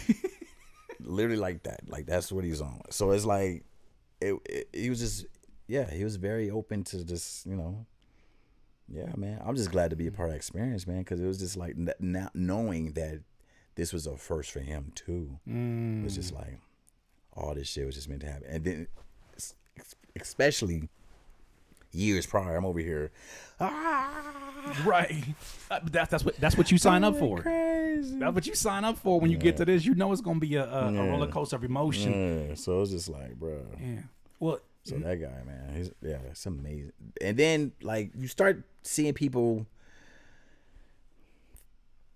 like 3D, and he's very, man, he's humble, bruh. You get it. You just get it. You just get it why the longevity is here. You get why there's never no stupid shit said. You get what I'm saying? It's just, you get it. Like, niggas. It's cute, bro. What you talking about? Yeah. Like you always, like you just be like, what are you talking about? It's cute. What the hell are you talking about? Yeah. Can't say some stupid shit about, you know what I'm saying? And I gotta make sure that I continue to emphasize just how phenomenal of a project that is, from the production, from what Q did, from the storytelling to even the sequencing of it. It sounds like when you say it's a jam session, the transitions make it feel like it had to be that kind of collaborative process. With that said, you know, it came during a really, really odd time when a lot of other shit was starting to happen. Yeah. With the battle and all these different things. I have heard a lot of people who champion that album as one of the best albums of the year. It was, to me. In your opinion, do you feel like it was one that got overlooked or maybe got slept on? I hate using that term, but do you feel like that I don't like I think that's the only thing. I don't like that term because yes, it was pretty much, to me, the best album of the year. I don't give a shit me on it or not. I think people just got distracted. That's it. But it's like I said, it's like we fucking didn't know. We put that shit out in March. The shit, everything popped off the summer. Bro. It's like, bro, we literally in April. No, April's when the first record started going off. You get what I'm saying? Yeah. So it's like, but yeah, nobody had a clue of all that shit to transpire, but we just, I don't know why. I don't know. I can't call it because I feel like all the hoopla was the hoopla, but there was still like, you still got to have a downtime. Listen to some shit, right? Well, I mean, and that's not to say that people embraced. Remember when that project dropped, there's a lot of folks who were doing their reviews, a lot of folks who were, and still to this day, people are like, don't y'all forget that this is still one of the best albums, if not the best hip-hop album that came out that year. What would you say is something that, if you were a tour guide for somebody who was a listener that maybe casually listened to it the first time, what is something that you would tell them before diving in, or to pay attention to diving into that project? To fully get appreciation for what you guys did. Man.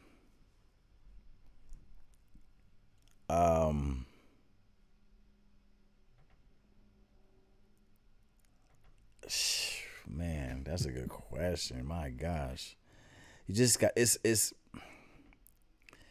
just list, like, it's like the complexities that he got going on.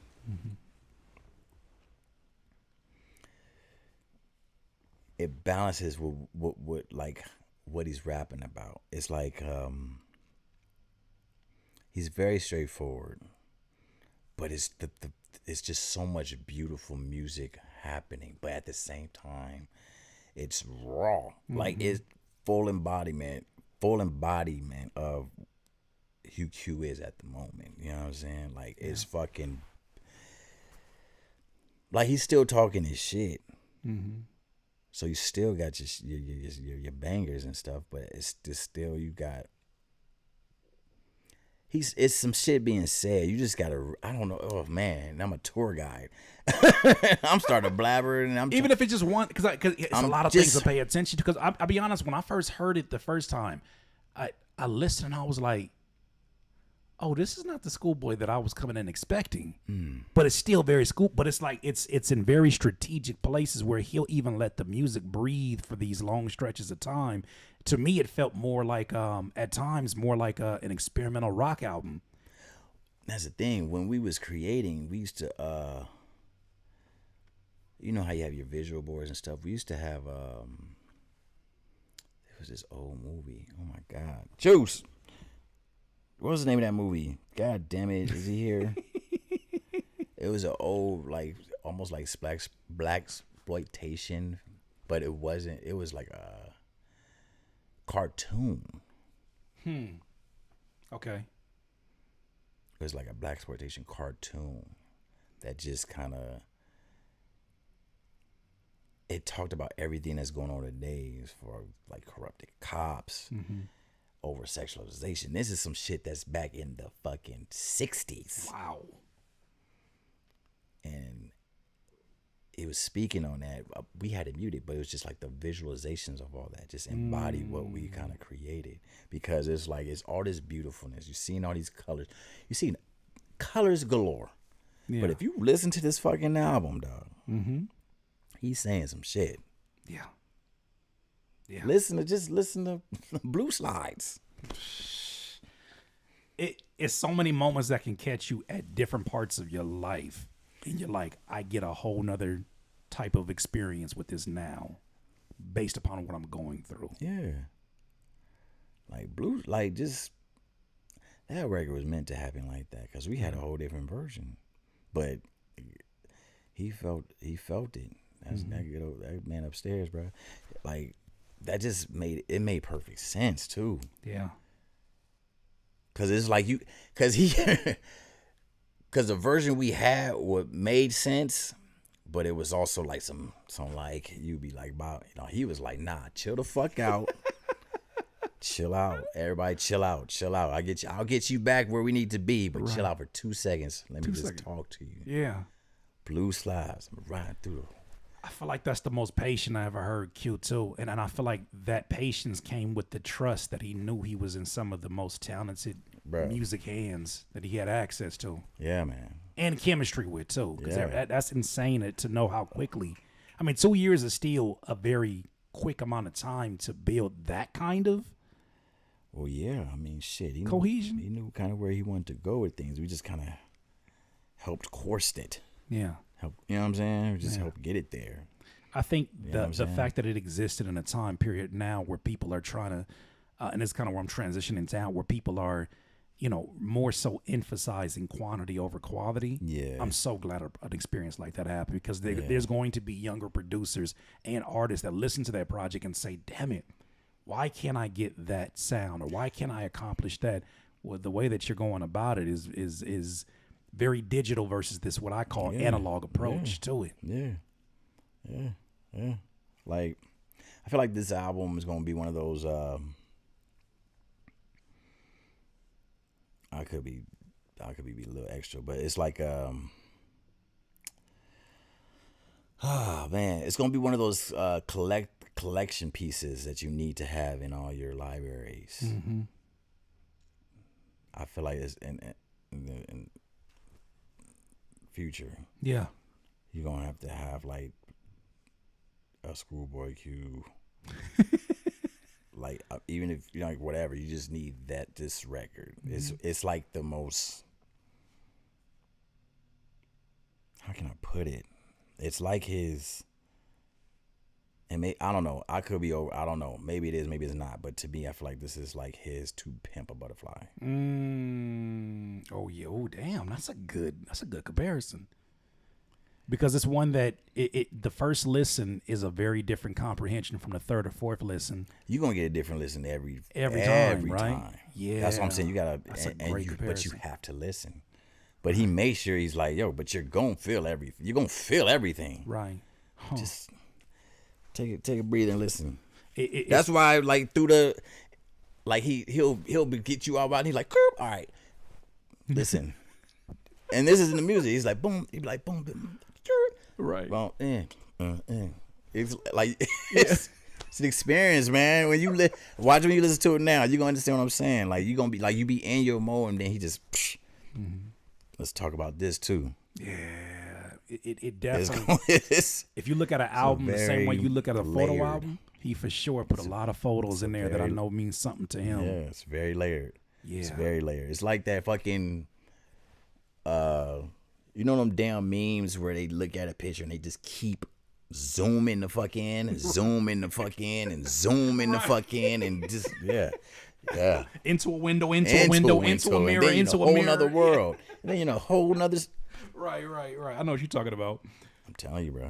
Hold on, That's how I feel. Let me do this real quick. For those that are in here, I do appreciate y'all being here. Let me go ahead and acknowledge this. If you have not yet hit the like button, here's a fancy way of me saying, please hit the like button.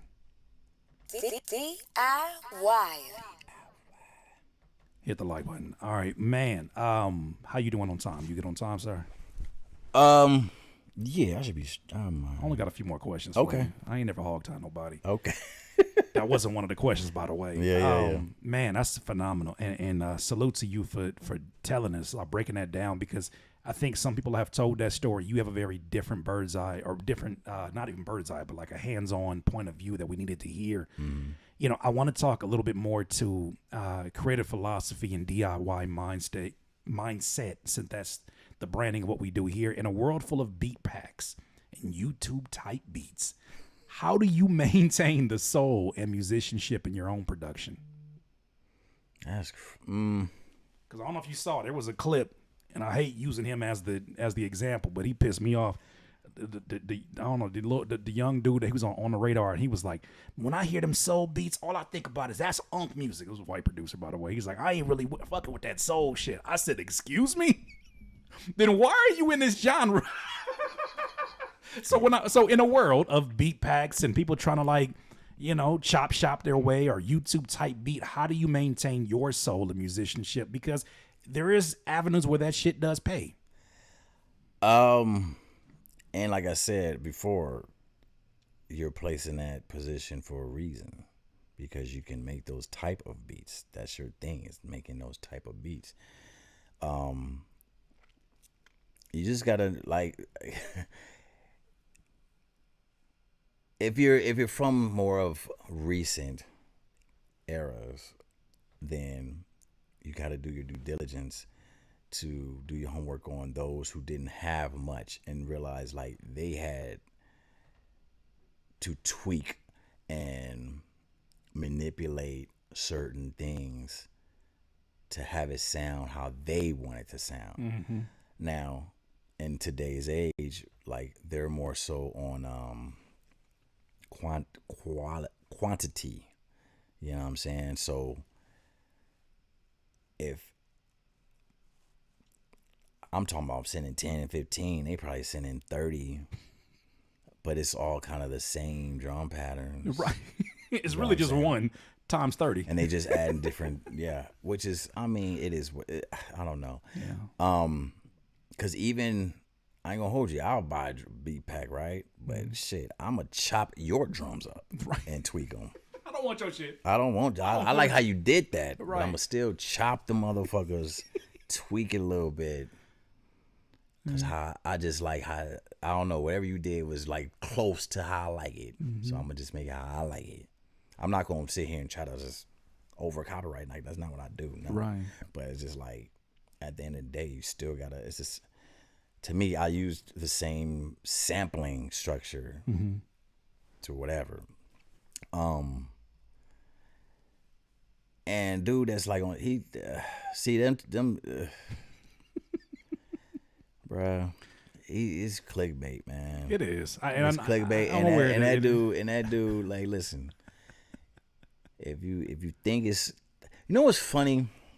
Fucking not like that, but the stretch is everything. They say shit like that, right? Until they run into somebody notable that's like, hey, bruh, like, where was he from? Give me. I don't know exactly where he's from, but I know he's a younger producer. It was on the radar. It was It was a producer radar. It's producer radar, and it was audience asking them questions, and it was something along the lines of like, what annoys you the most? And his first answer was, fucking soul beats. He said that's that unk music. Hey man, that's fine. Everybody got a place, man. Sure. Stay over there then. And the thing is like, I could come to your place, man. Yeah, you can. Like, what's up? I kick down your door. Like, come on, bro. And that's the thing. Yeah. See, niggas just be too caught up in that shit, all they thinking is young, like, bro, until he passed whatever threshold he at, and I guarantee he thinking he made it. That's what's happening. Right. He's on the radar and all that shit. Wherever placements he got, all that shit, he think he Gucci. He up. He winning right now. That's what it's on. He thinking he Gucci. Yeah. Then he's gonna hit his threshold of whatever the fuck age or wherever the fuck it is, and realize like, I guess I do need some soul. I guess I do need to learn other shit. Right. And which is that's the part that confuses me the most, bro. Is that I mean, I know some of the stuff is just internet humor, but I'm like, even when I see producers, I use that loosely when I say that, but they'll jump up and they'll say, man, y'all still using kicks in your beats? Man, that shit is some old school shit. I'm on some kickless beats. And I'm like, stop creating just shit. Like, stop creating shit. You just creating shit to be creating shit. Just to be like, I hate when people, like, it's fashion. You wear one leg up, fool? Like, come on, bro. Nobody wear like what sounds you doing? like it's fashion. Yeah. Yeah, it's like, bro, what are you talking about? Yeah, but I know you as a sneakerhead understand. Matter of fact, you might have been one of the first people to tell me that. You was like, because you were helping me look for them Griffies. That's what it was. I always, like, every time you tell me, I'd be like, yeah, there you go. Right there. He is a sneaker. He is for real sneakerhead. In the middle of being a superhero in production, he is for sure a sneakerhead. That if I ever want to look for a pair of shoes, like for instance, the Seawater Griffies, I was like, I can't find these. He was like, we'll find them in a few days. And literally, he sent me a few links. I was like, oh shit, you found them. But it's like having a pair of shoes that are just like, I saw this. It's almost like this tiger print. It might have been Air Maxes, and I think you one of the first people to tell me like, if you're gonna style that, you got to tone down everything else. Yeah, you don't try to find the fucking matching. Yeah, like, calm the fuck down. Just wear all black. Right. But let them style it. If you're talking about styling a production, I don't think they realize how important being able to not only study and appreciate, that's a big key, appreciate these different sounds, being able to dive in and say, that's why that time signature hits a bit different. That's why they even do it. I think a lot of the producers are looking at it very surface level and just saying, I could do that shit. I just did it. It's too now. They're not thinking now. Yeah. Like, bruh, there's joints that's still being, bruh, Daylight is about to release a record that he didn't had for years. That's all I'm gonna say. You understand what I'm saying? Yeah. For years. How is that possible in your eyes? Because you don't think about all that extra. We don't do. You just create, bruh. And then it's like that's the thing about being a producer, which is like it's kind of messed up. Is you don't know how far along you are. You don't know how far back you are. You just gotta like just create. Because sometimes I'll create some shit and I'll be pushing there. I'm like, well, maybe they just not ready for this shit. Right. I'm sure you've had that conversation many times. Yeah, no, a billion times. Maybe they just not. Some shit you and Tay produced for Weird People for Storm on Mars, I listened to today and I was like, nigga, Uzi Vert would go crazy over some shit like this. And y'all did that back in 2009? Some 8, shit, 9? Some That's shit. crazy. But that's what I'm saying. Yeah. Like maybe you just gotta you trust yourself and put if they didn't not ready, all right, whatever. They not ready. Just that's why you gotta continue. That's why you just gotta keep just creating other shit. Yeah. Just keep a good flow of things going because you don't know. That's the little realm of production you just fall in. It was like you don't know how far ahead you are. You could be light years ahead. Right. I learned that from Timbaland. He said he was giving out beats that was like shit. I learned that from will.i.am. He said one of those all these big ass records was coming out. He was like, yeah, man, something 5 years ago or 6. I was like, what? No, what about like the Pharrell record that he gave to Rihanna that she was sitting on for years, ended up running up the charts. It was something. Oh my God, it was something with a lemon. It was something. I forget the name of it. Something about a lemon. Yeah, and this shit just it was sitting on a hard drive. Sky, like what the fuck is what you? But that's to me that scene. It sounds like it's echoing what you're talking about, in that if you're just a machine of creating, just create, man, and not judging and trying to be the audience and the creator at the same time, which is something I'll be honest that is kind of been a hindrance to me at times. Is that I'm too much trying to anticipate or to predict what the outside point of view, like, oh shit, how would I listen to this if I was on the other side? But it's like staying in the moment is so important. Stay where you at, man. Not just kind of speed air, man. Yeah. Like, yeah, I don't know. I don't know how to elaborate on that. It's just yeah, you gotta trust yourself, man. Think about right now, biggest artist right now is like, okay, we got that, cool. Then you got fucking Doji, all hip hop album, but like the biggest star, and ain't got shit to do. It's just create, bro. Create. The shit she came out before was supposed to been the fucking one, or not saying like it wasn't the shit, but it was supposed to been what this was. You get what I'm saying? I must be super. That hot. That right there, for most folks, that'd have been like, if this don't work, you mean this one don't? If this don't skyrocket, that was just one record in before we even knew it, before the next project had come out and whatnot. You know what I'm saying? You just gotta trust it. Yeah, it's crazy, bro. I think that's one thing I'm continuing to hear from you is the necessity of continuing to create, because it's almost like, and it's funny because I've said this about when I was selling beats. I was like, every time that I export a beat, I've created a new piece of digital real estate. There you go. Yeah. So now I don't know what this is going to do. All I know is that I've created it, and now it has tenants. Maybe this one doesn't have tenants if nobody wants to lease it or buy it. But every time I create, I've created that opportunity, and it's almost like creating new conversations. Yeah. And if you're doing the job that you're doing in terms of making yourself available to be in these studio sessions, you never know that 8-bar loop that you were working on. She was like, yeah, it's cool. That might be something that Mario hears. Like, oh shit, what's that? This is rare. Okay, look, let's get it. Yeah. Well, that's it. Don't. Yeah, man. Don't beat yourself up, man. Just keep it, especially as a producer, man. Because that's why being collaborative is I'm glad that it's like big right now, because it's a very lonely sport. You know what I'm saying? You in there, you just got your head. Of course, you get to rock out, but at the same time, it's like you can psych yourself out. Yeah, just psych yourself out. So it's like I'm open, and I like the fact that this is me personally. I like the collaborative efforts of everybody. Yeah, my man Juice now, he does these little sessions where he have just random producers pull up. It's pretty much kind of taking a bit of what we was doing with you and just live stream it. And I've been to damn near all of them, but it's just like we've always created some crazy shit. Yeah, and it be just live, like boom, like what you got? Oh shit, all right, but and it puts and the artist be there. That's what kind of he kind of. And it's forcing artists to kind of create on the spot, like sharpen your tools type shit. We do that here with Flowcation. With Flowcation, exactly. Yeah, so, but yes, yeah.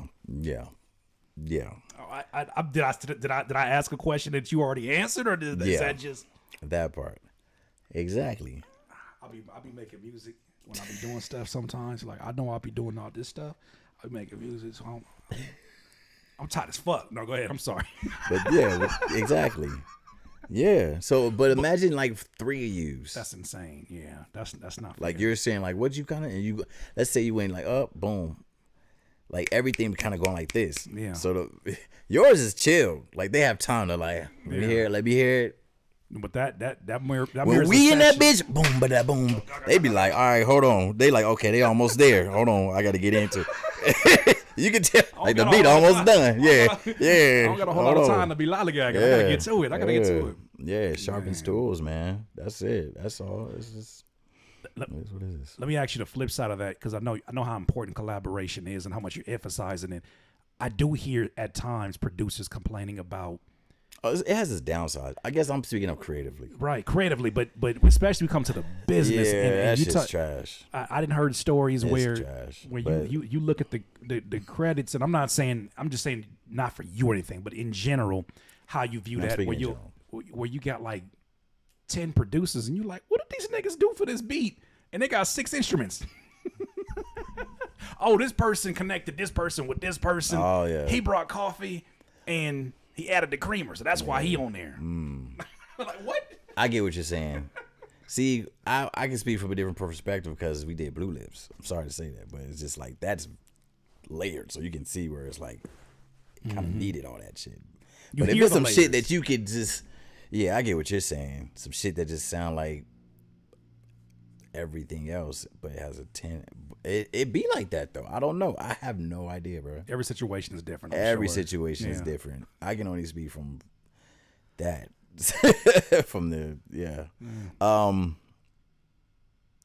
the flip side does.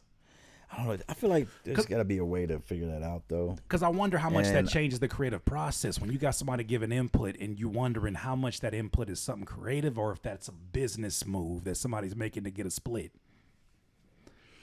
Shit, I don't think you think about that at the moment. At the moment, yeah.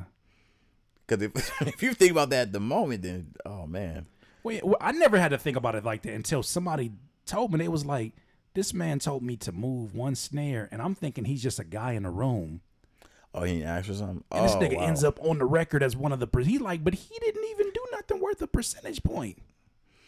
Oh yeah, I don't It's just know. tricky. I just wonder that not to be messy. I'm That's just saying it gets that's tricky out here. slithery. That's boy, what? Yeah, it get tricky. That means he waited till the session was over.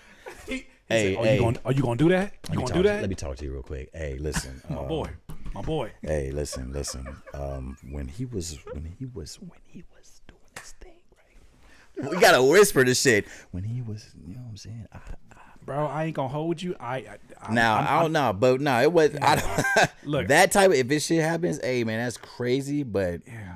I haven't experienced that yet. I'm not gonna hold you, but I got a project that's out there that I produced on, and a whole ass other nigga got credit for this, and I said, nigga, that's my drums, and I know that's my drum. But we made so much music that it was like I could see how things got forgotten. I Yeah. said, I didn't make the drums. I didn't make it on my laptop. I made it Yeah. on their computer. Right. And so when I'm listening, they listening, finessed. I was like, nah, nigga, that's my. Like, I know my pattern. I'm pretty standard to my damn pattern.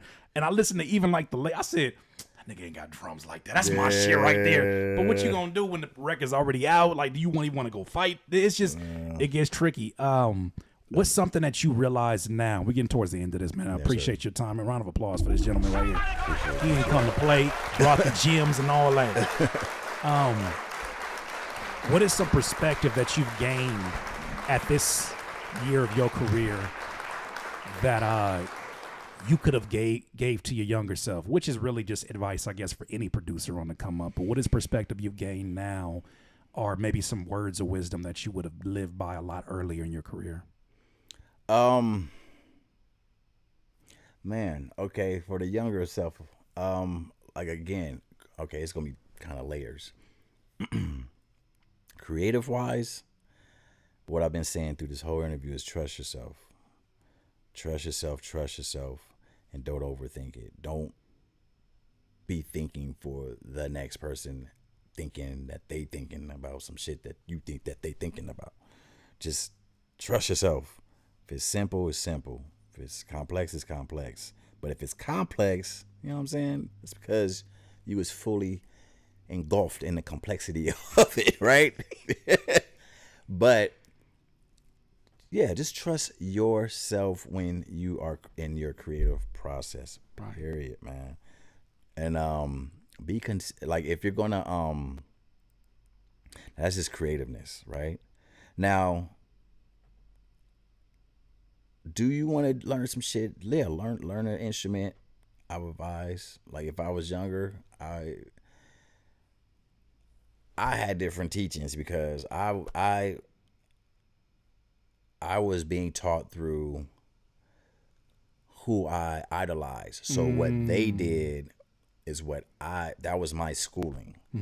So if I was to tell myself, if I was like around myself, the younger self, I'd be like, see if you could just take one more semester of that piano. Just one more semester. Just try it. Just one more semester. Yeah. Just one more. And just to have some little small foundation, whatever. Right. Now, if you're going to get in this business, I don't know, I've been blessed, but there is some hurdles in this shit. Get you somebody that you trust to be with you through each. Get you somebody that you could trust to help you through each process. So there's going to be a beginning stages of your production you're going to need somebody to help you with. There's going to be where you level up. You want somebody to help you level up. You might need a change of people. You need to trust that person in that. And then if you get to the tippy top, you got to hopefully, you get what I'm saying? Like, right. You get what I'm saying? It's just like, you just want the right people around you all the time. With me, I've always had,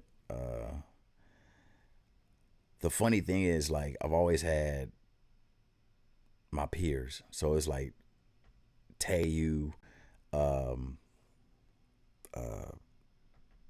was Radio. Shout out to Radio, man.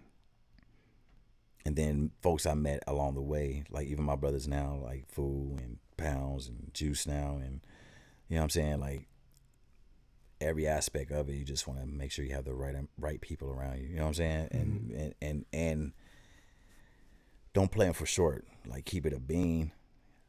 Y'all look out for each other. You know what I'm saying? Type shit. Just whatever. Yeah. And be consistent. Hello. Always be consistent. Show up for yourself and others. Like just show up. Just show up. Just show up. And if you're in wherever space you're in, you're supposed to be in that space. That's why I truly believe. I don't give a fuck what space I'm in. If I'm in some opera house, I guess I'm supposed to be here. Yeah. I don't know what the fuck I'm doing here, but I guess I'm supposed to be here. Somebody told me to be here. I'm here. Just got to show up. Yeah. You know what I'm saying? Show up for yourself and others. That's like that's my whole shit. That's my whole shit now. Yeah. So, yeah, man. That's kind of what I got. It's just, yeah, man. Just, and don't let okay. Don't let your emotions and business create this latte, man. Just kind of keep that shit separate, bro. Don't mix your emotions and business. What does that look like when you create a latte? What does a latte of emotions look like? That shit's a weird ass color. Ooh, yeah, it is. Yeah. Just don't do it. Don't do it. Just kind of. How do you stay so even keeled though? Because I mean that you have to go through shit to be so even keeled. You have to. You have to. Right. You're going to get burned. It's just part of the game because they know. Yeah. It is what it is. But once you know, it's like, all right, gotta move like this. Just know how to move.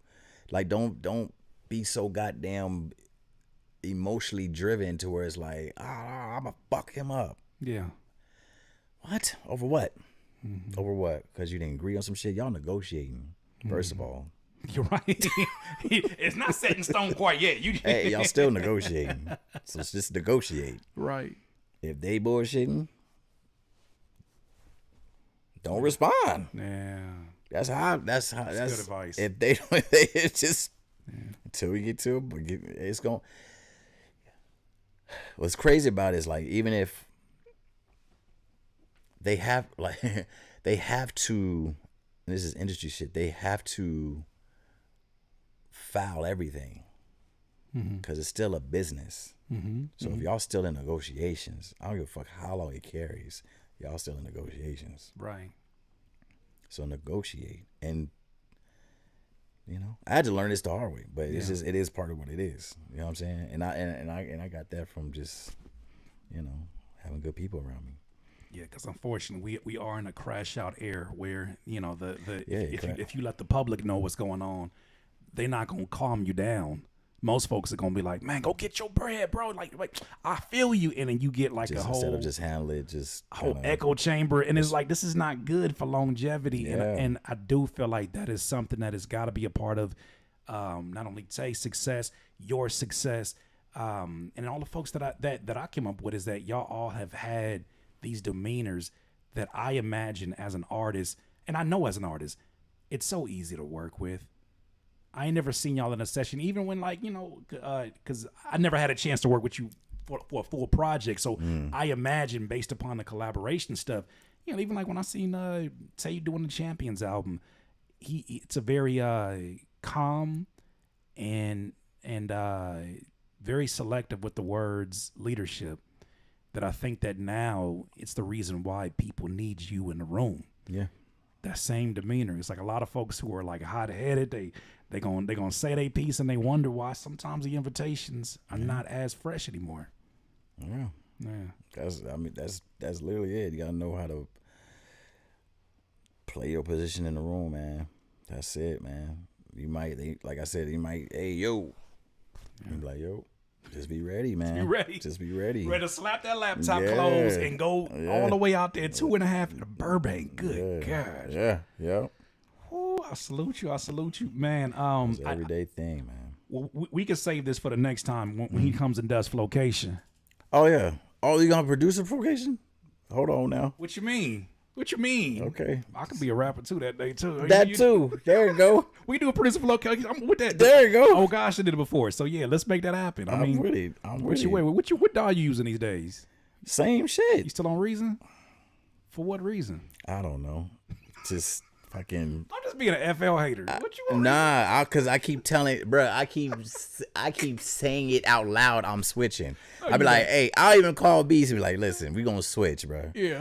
We about to get fucking Ableton or FL. It'd be one or the other. I'm like, listen, we about to do it. He be like, all right. You the first person ever showed me. You and Tay, the first person ever showed me. It's just Reason. workflow, man. That's the only thing. It's just workflow. I pushed the F key. I'm so used to it. I pushed the F key and that shit flipped around. Yeah. And the wire was doing like this. Yeah. And I said, FLA never did that to me. I'm going weird. back. I feel like we're just anybody that uses that is like it's almost it's getting in the Cubase phase, and I don't like that shit. That's why I'm like Cubase look like a graphing calculator. That's what I'm saying. That's what I'm saying. I don't want to say that, and y'all like, what the fuck is that? I don't want to get there. So it's like I'm trying to like. It's just that workflow. Once everybody starts like stop rapping, then maybe it'll be an easier transition. But no, fucking Solar's on his second win and shit. It's like, bro, I gotta fucking give beats. I really don't.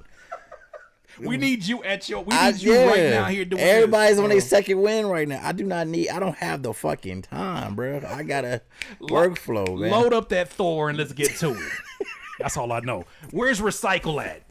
I don't think we do. Yeah, maybe they do. I don't know. I don't use that shit. Look. That's all like I know. that's a cool part about it is I incorporate other shit. Like I got Serato. Like I don't be using that shit. I just got it. But I be using Serato. Rewiring is what we call it at FL. You be rewiring. Yeah, it's the same concept. We came a long way, by the way. I hope you know that. I hope you know we came a long way. Yeah, I done seen fucking what's that fool name? One of them streamers whole fucking Black Boy Max. The DDG. I saw DDG when he was having his hits day or some shit like that. He was recording everything on FL. Yeah. I was like, what? It's like that. I was like, cool. Hey, man. Like I knew you could, but I was just like, cool. Man, what projects are you most excited about moving forward? And then also, too, somebody asked a question here, and it's the last one. Go ahead. Someone asked a question about what is your favorite project that you have produced? Like, what's one of your favorites that you still go back to? My favorites. Because they all your babies, but like there's one that you like. I was in my bag and the right artist chose it.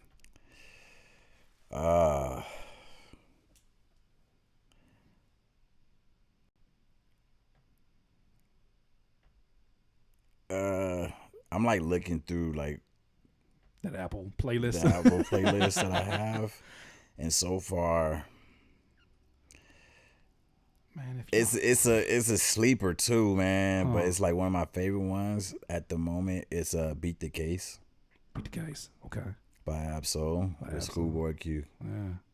Boom, boy, yeah. I remember when I made that shit. If y'all heard the shit he did with a group named Rain Major, you have been ahead of your damn time, and it's records that I'm like, you had a career before. It's like when you look at Kobe and you realize how many versions of Kobe we grew up with. Right, haircuts and shit. The one with the afro to the one with the 8. We got 24. 24, and like even there's a 24 that got split between those 24s. It's like two careers in that. We got Jay-Z haircut 24. We got ball 24. We got bearded Cody. Boy, come on now. Oh yeah. I feel like that's what it's been for you too, man. Is that you've had all of these careers. So if that's the record, okay, what are you most excited about that you can talk about moving forward? Shit, I want to see this video for Daylight they about to drop on the 28th called Backpack. Because he played me the record, and it's a very interesting. You produce? Yeah. Daylight works so freaking.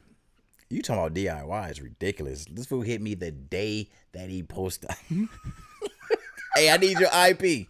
I was like, okay, cool. Before I even said to him, I'm looking on IG. I was like, all right, yep, it's on full go. There you go. I guess we're doing this. I was like, I ended up hitting him like, yo, what are we putting out? Discord? I mean, not Discord. What's this shit called with the what's the indie? Not TuneCore, but the other one, Distro Kid. Yeah. I don't know. Excuse me, guys. I'm sounding old because I got my brains all over the place. Distro Kid.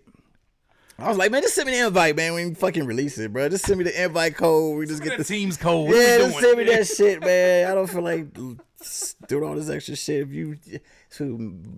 Anyway, he already had visuals done before. Shit is done, bro. Be like that, though. Oh man. So I am working on a project. I ain't gonna hold you. Okay.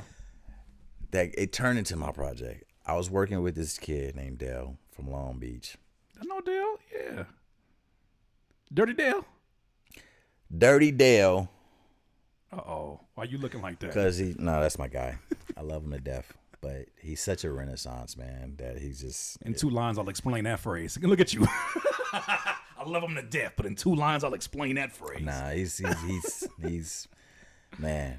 But there's records we got I'm not sitting on, so they're going to be on my shit. Daylight gave me his word for a verse, so I'm waiting on that. Come on. I'm about to reach out to Soul and maybe one other. It's going to be very, like... 7-something joints called ISU, but yeah, I put snippets of my man Sylvan and that at the herd. I put a little snippet on my page. Right. But yeah, it's like that. It's gonna be some shit on that joint, and I'm really like I said, I'm getting out my own way. I haven't put out no project ever in life except like. What number's the one that we did? And yeah, okay, cool. I'll send you some shit today. As soon as I get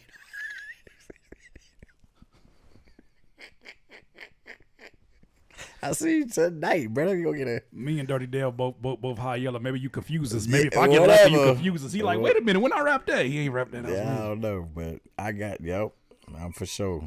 This Bogart. Yeah. They ain't never gonna believe me when I say I ain't never hog tied nobody talking right. like that. I'm excited. I don't know. I'm excited to hear it. Yeah, I'm excited for it because it's like I've been like I kind of everybody's been like, are you gonna ever? I'm like, not on. I'm sounding like I'm this big ass artist, but I haven't put anything out for myself in a very like as a project. How could you? You've been working, bro. Time. So it's just like I'm kind of just forcing. I'm jumping in the pool, just forcing myself to swim. Like I gotta put something out. And I'm just, like I said, I don't want to sit on these records. I had this long talk with Beast. I'm like, oh, I'm tired of like, fuck, man. We be having some joints, but then shit be happening. So I know. I'm like, fuck this. I'm like, fuck that. I'm excited. I'm excited because y'all, both of y'all individually are still some of my favorite producers. Yeah, man. Shit, Tay got a joint out. Shout out Tay. His fucking B tape. Go listen to that shit. Is it 3? Tay Beast 3, 4, 5. He dropped. Wait a minute. No. Why do y'all? Ooh, he pissed me off when y'all do 3. that. It's Y'all just 3. be like, you be Tay like, Beast 3.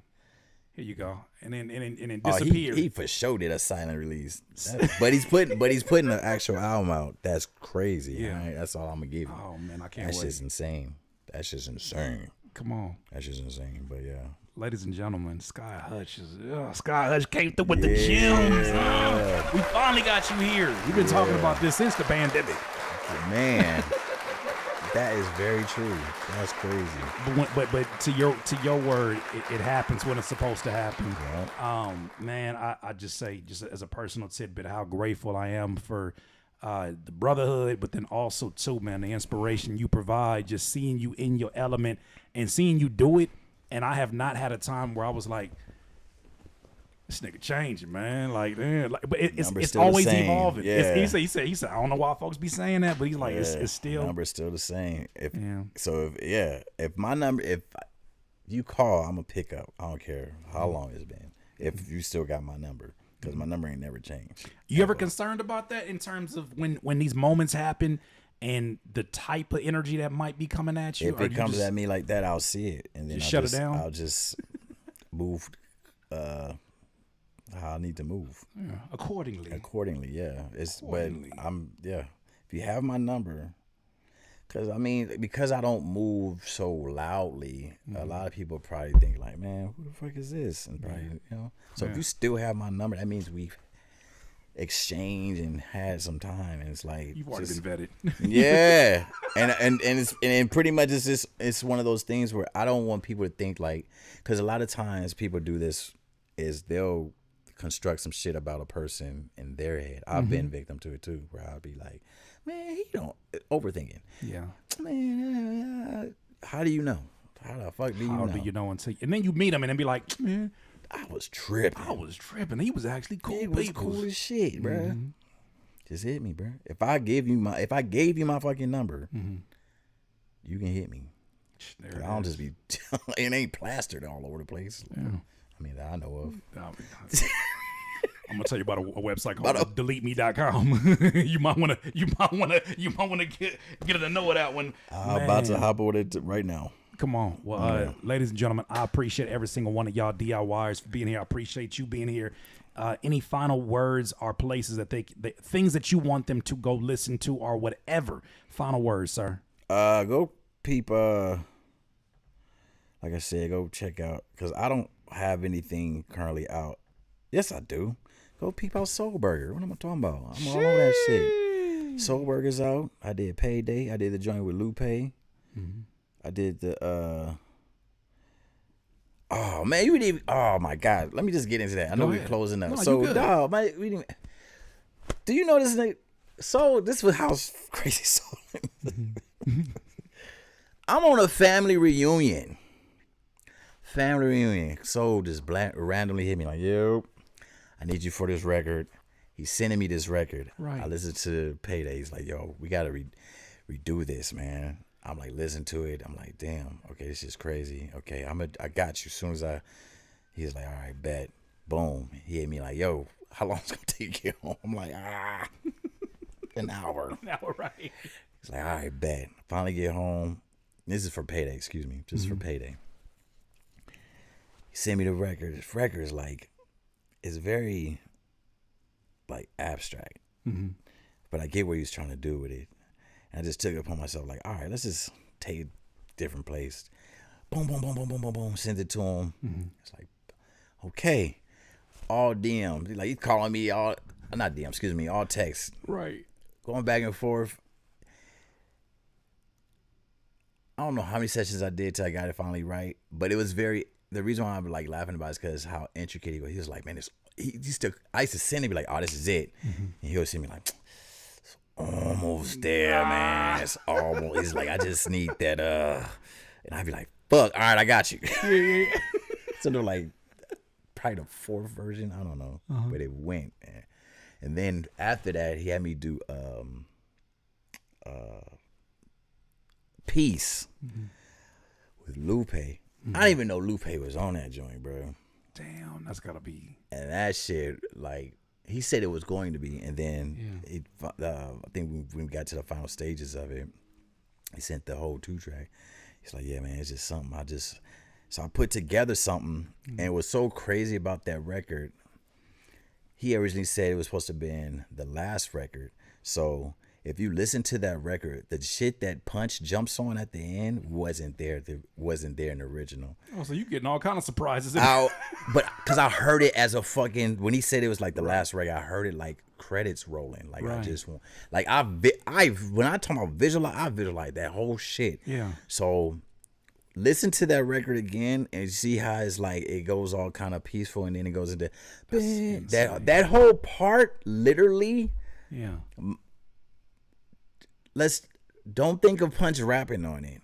Just listen to the record. It's literally supposed to be like credits rolling up. That's supposed to be like the credit scene. Oh, the credits rolled all right. That's how visually, and I sent it to him. He was like, "Oh, bro." He gave you a Marvel movie. He gave you one of those where it's like, no, let's wait till after the credits because it might be another one of them scenes for the next one. That's literally, bro. That's it. Oh God, I didn't have it. All right, we can go after that. I just thought about that shit like when we brought it up. But what else can folks listen to, man? Listen, man. I'm a shit. Listen to this Daylight shit. Anything I'm on? God damn it. Listen to Blue Lips. Come on, yeah. We about to do all kind of Blue Lips propaganda around here. Damn, bro. You know what I like that you said earlier, and I know we keep rehashing it, but this is it's also too because this is the first time we didn't see each other since the B showcase. Oh shit! In Ontario, about 2 years ago almost. Now was it 1 year ago? It might have been a year ago. It was a year ago. Which that was an insane year, by the way, but we'll talk about that later. This is the first time we catching up like this. But something that you said was how that's going to be one of those. It's like quintessential to have in a collection. It is. You know what I kind of think of that? All of these like all of the younger heads that have a Jimi Hendrix vinyl. I'm telling you, don't never listen to it, but they got it up there. I'm telling you, that's what it's gonna be like. Visually, it already looks like that. That's what I'm telling you. That's exact. That's it. Verb, like right on the money, right there. It's gonna be like that, where they little whatever. I don't know if what's gonna be. It ain't gonna be IG. It's gonna be something else. But whatever the fuck it is, the aesthetics. Yeah, it's gonna need to be in the aesthetics. It was like when we was younger, and you would get you maybe you was dating somebody. Or you dating somebody. Let's just say that you looking through her CD book, and it's like, what you know about some Nas? Oh, you got all the Nas. Then it's like, she started like, yeah, I know about. I'm a hip hop head type shit. I feel like that's gonna be one where people are gonna be like, what you know about SchHoolboy Q? Yeah, I'm telling you, it just has all the looks of it to where some type of shit. Bro. It's timeless without a doubt. So even if the time period didn't because of the situation as it was, I still think that's such a phenomenal body of work in the time period where so many people are emphasizing speed, quantity, and not collaboration in the way that we know it. Like, hey, email this shit in. I mean, that's kind of the nature of, especially after the pandemic. But seeing that happen, I think when I heard you telling me the stories, and then also seeing some of the things that SchHoolboy said in the interviews, it's dope to see that that exists in a time where everything is so digital. It's a very analog and very like warm approach to it. Yeah. Man, trying to just keep it going, man. Keep that synergy. You know what I'm saying? Like, even us connecting is like an extension of that. You know what I'm saying? Yeah. So it's man. I'm just moving out my way and just letting God flow, man. That's it. Come on. Or like Quincy Jones said, he said if he's ever in the studio, what he said, rest in peace, he said, he always likes to leave a window open. He said, leave a little room for God to get in. Yep. I was like, ooh, that's such a bar. That's for sure. Well, DIYers, you already know what it is. If you have not, ladies and gentlemen, hit that like button. Hit that like button. You should already know what it is. Thank you so much. I appreciate y'all. One more round of applause for this gentleman. Will not be the last time. Not to mention on his project, I'm finna be track 7.5. Yep. Not making it awkward at all. You feel me? Like, yeah. So then and then when he come over for the episode of Location, what a classic that's gonna be. Yep. See, hi. Goop head is. Man, there you go. y'all have a good. What record should we send them out with? Give me a record, man. Give me. Do peace. I just spoke on. Damn. I just want. Saw Python P. He did that record too. There it is. Let's end it off with that. So this is Ab-Soul featuring Lupe, Doe Burger, and Punch Peace. Ladies and gentlemen, one more time, Skhye Hutch. All right, well, yeah, you'll see clips and all that stuff coming up. Thank y'all so much for supporting, hitting the like button. Thank you to all of the folks on the super chat and all that good stuff too. Thank you. Super duper. Come on. Yeah.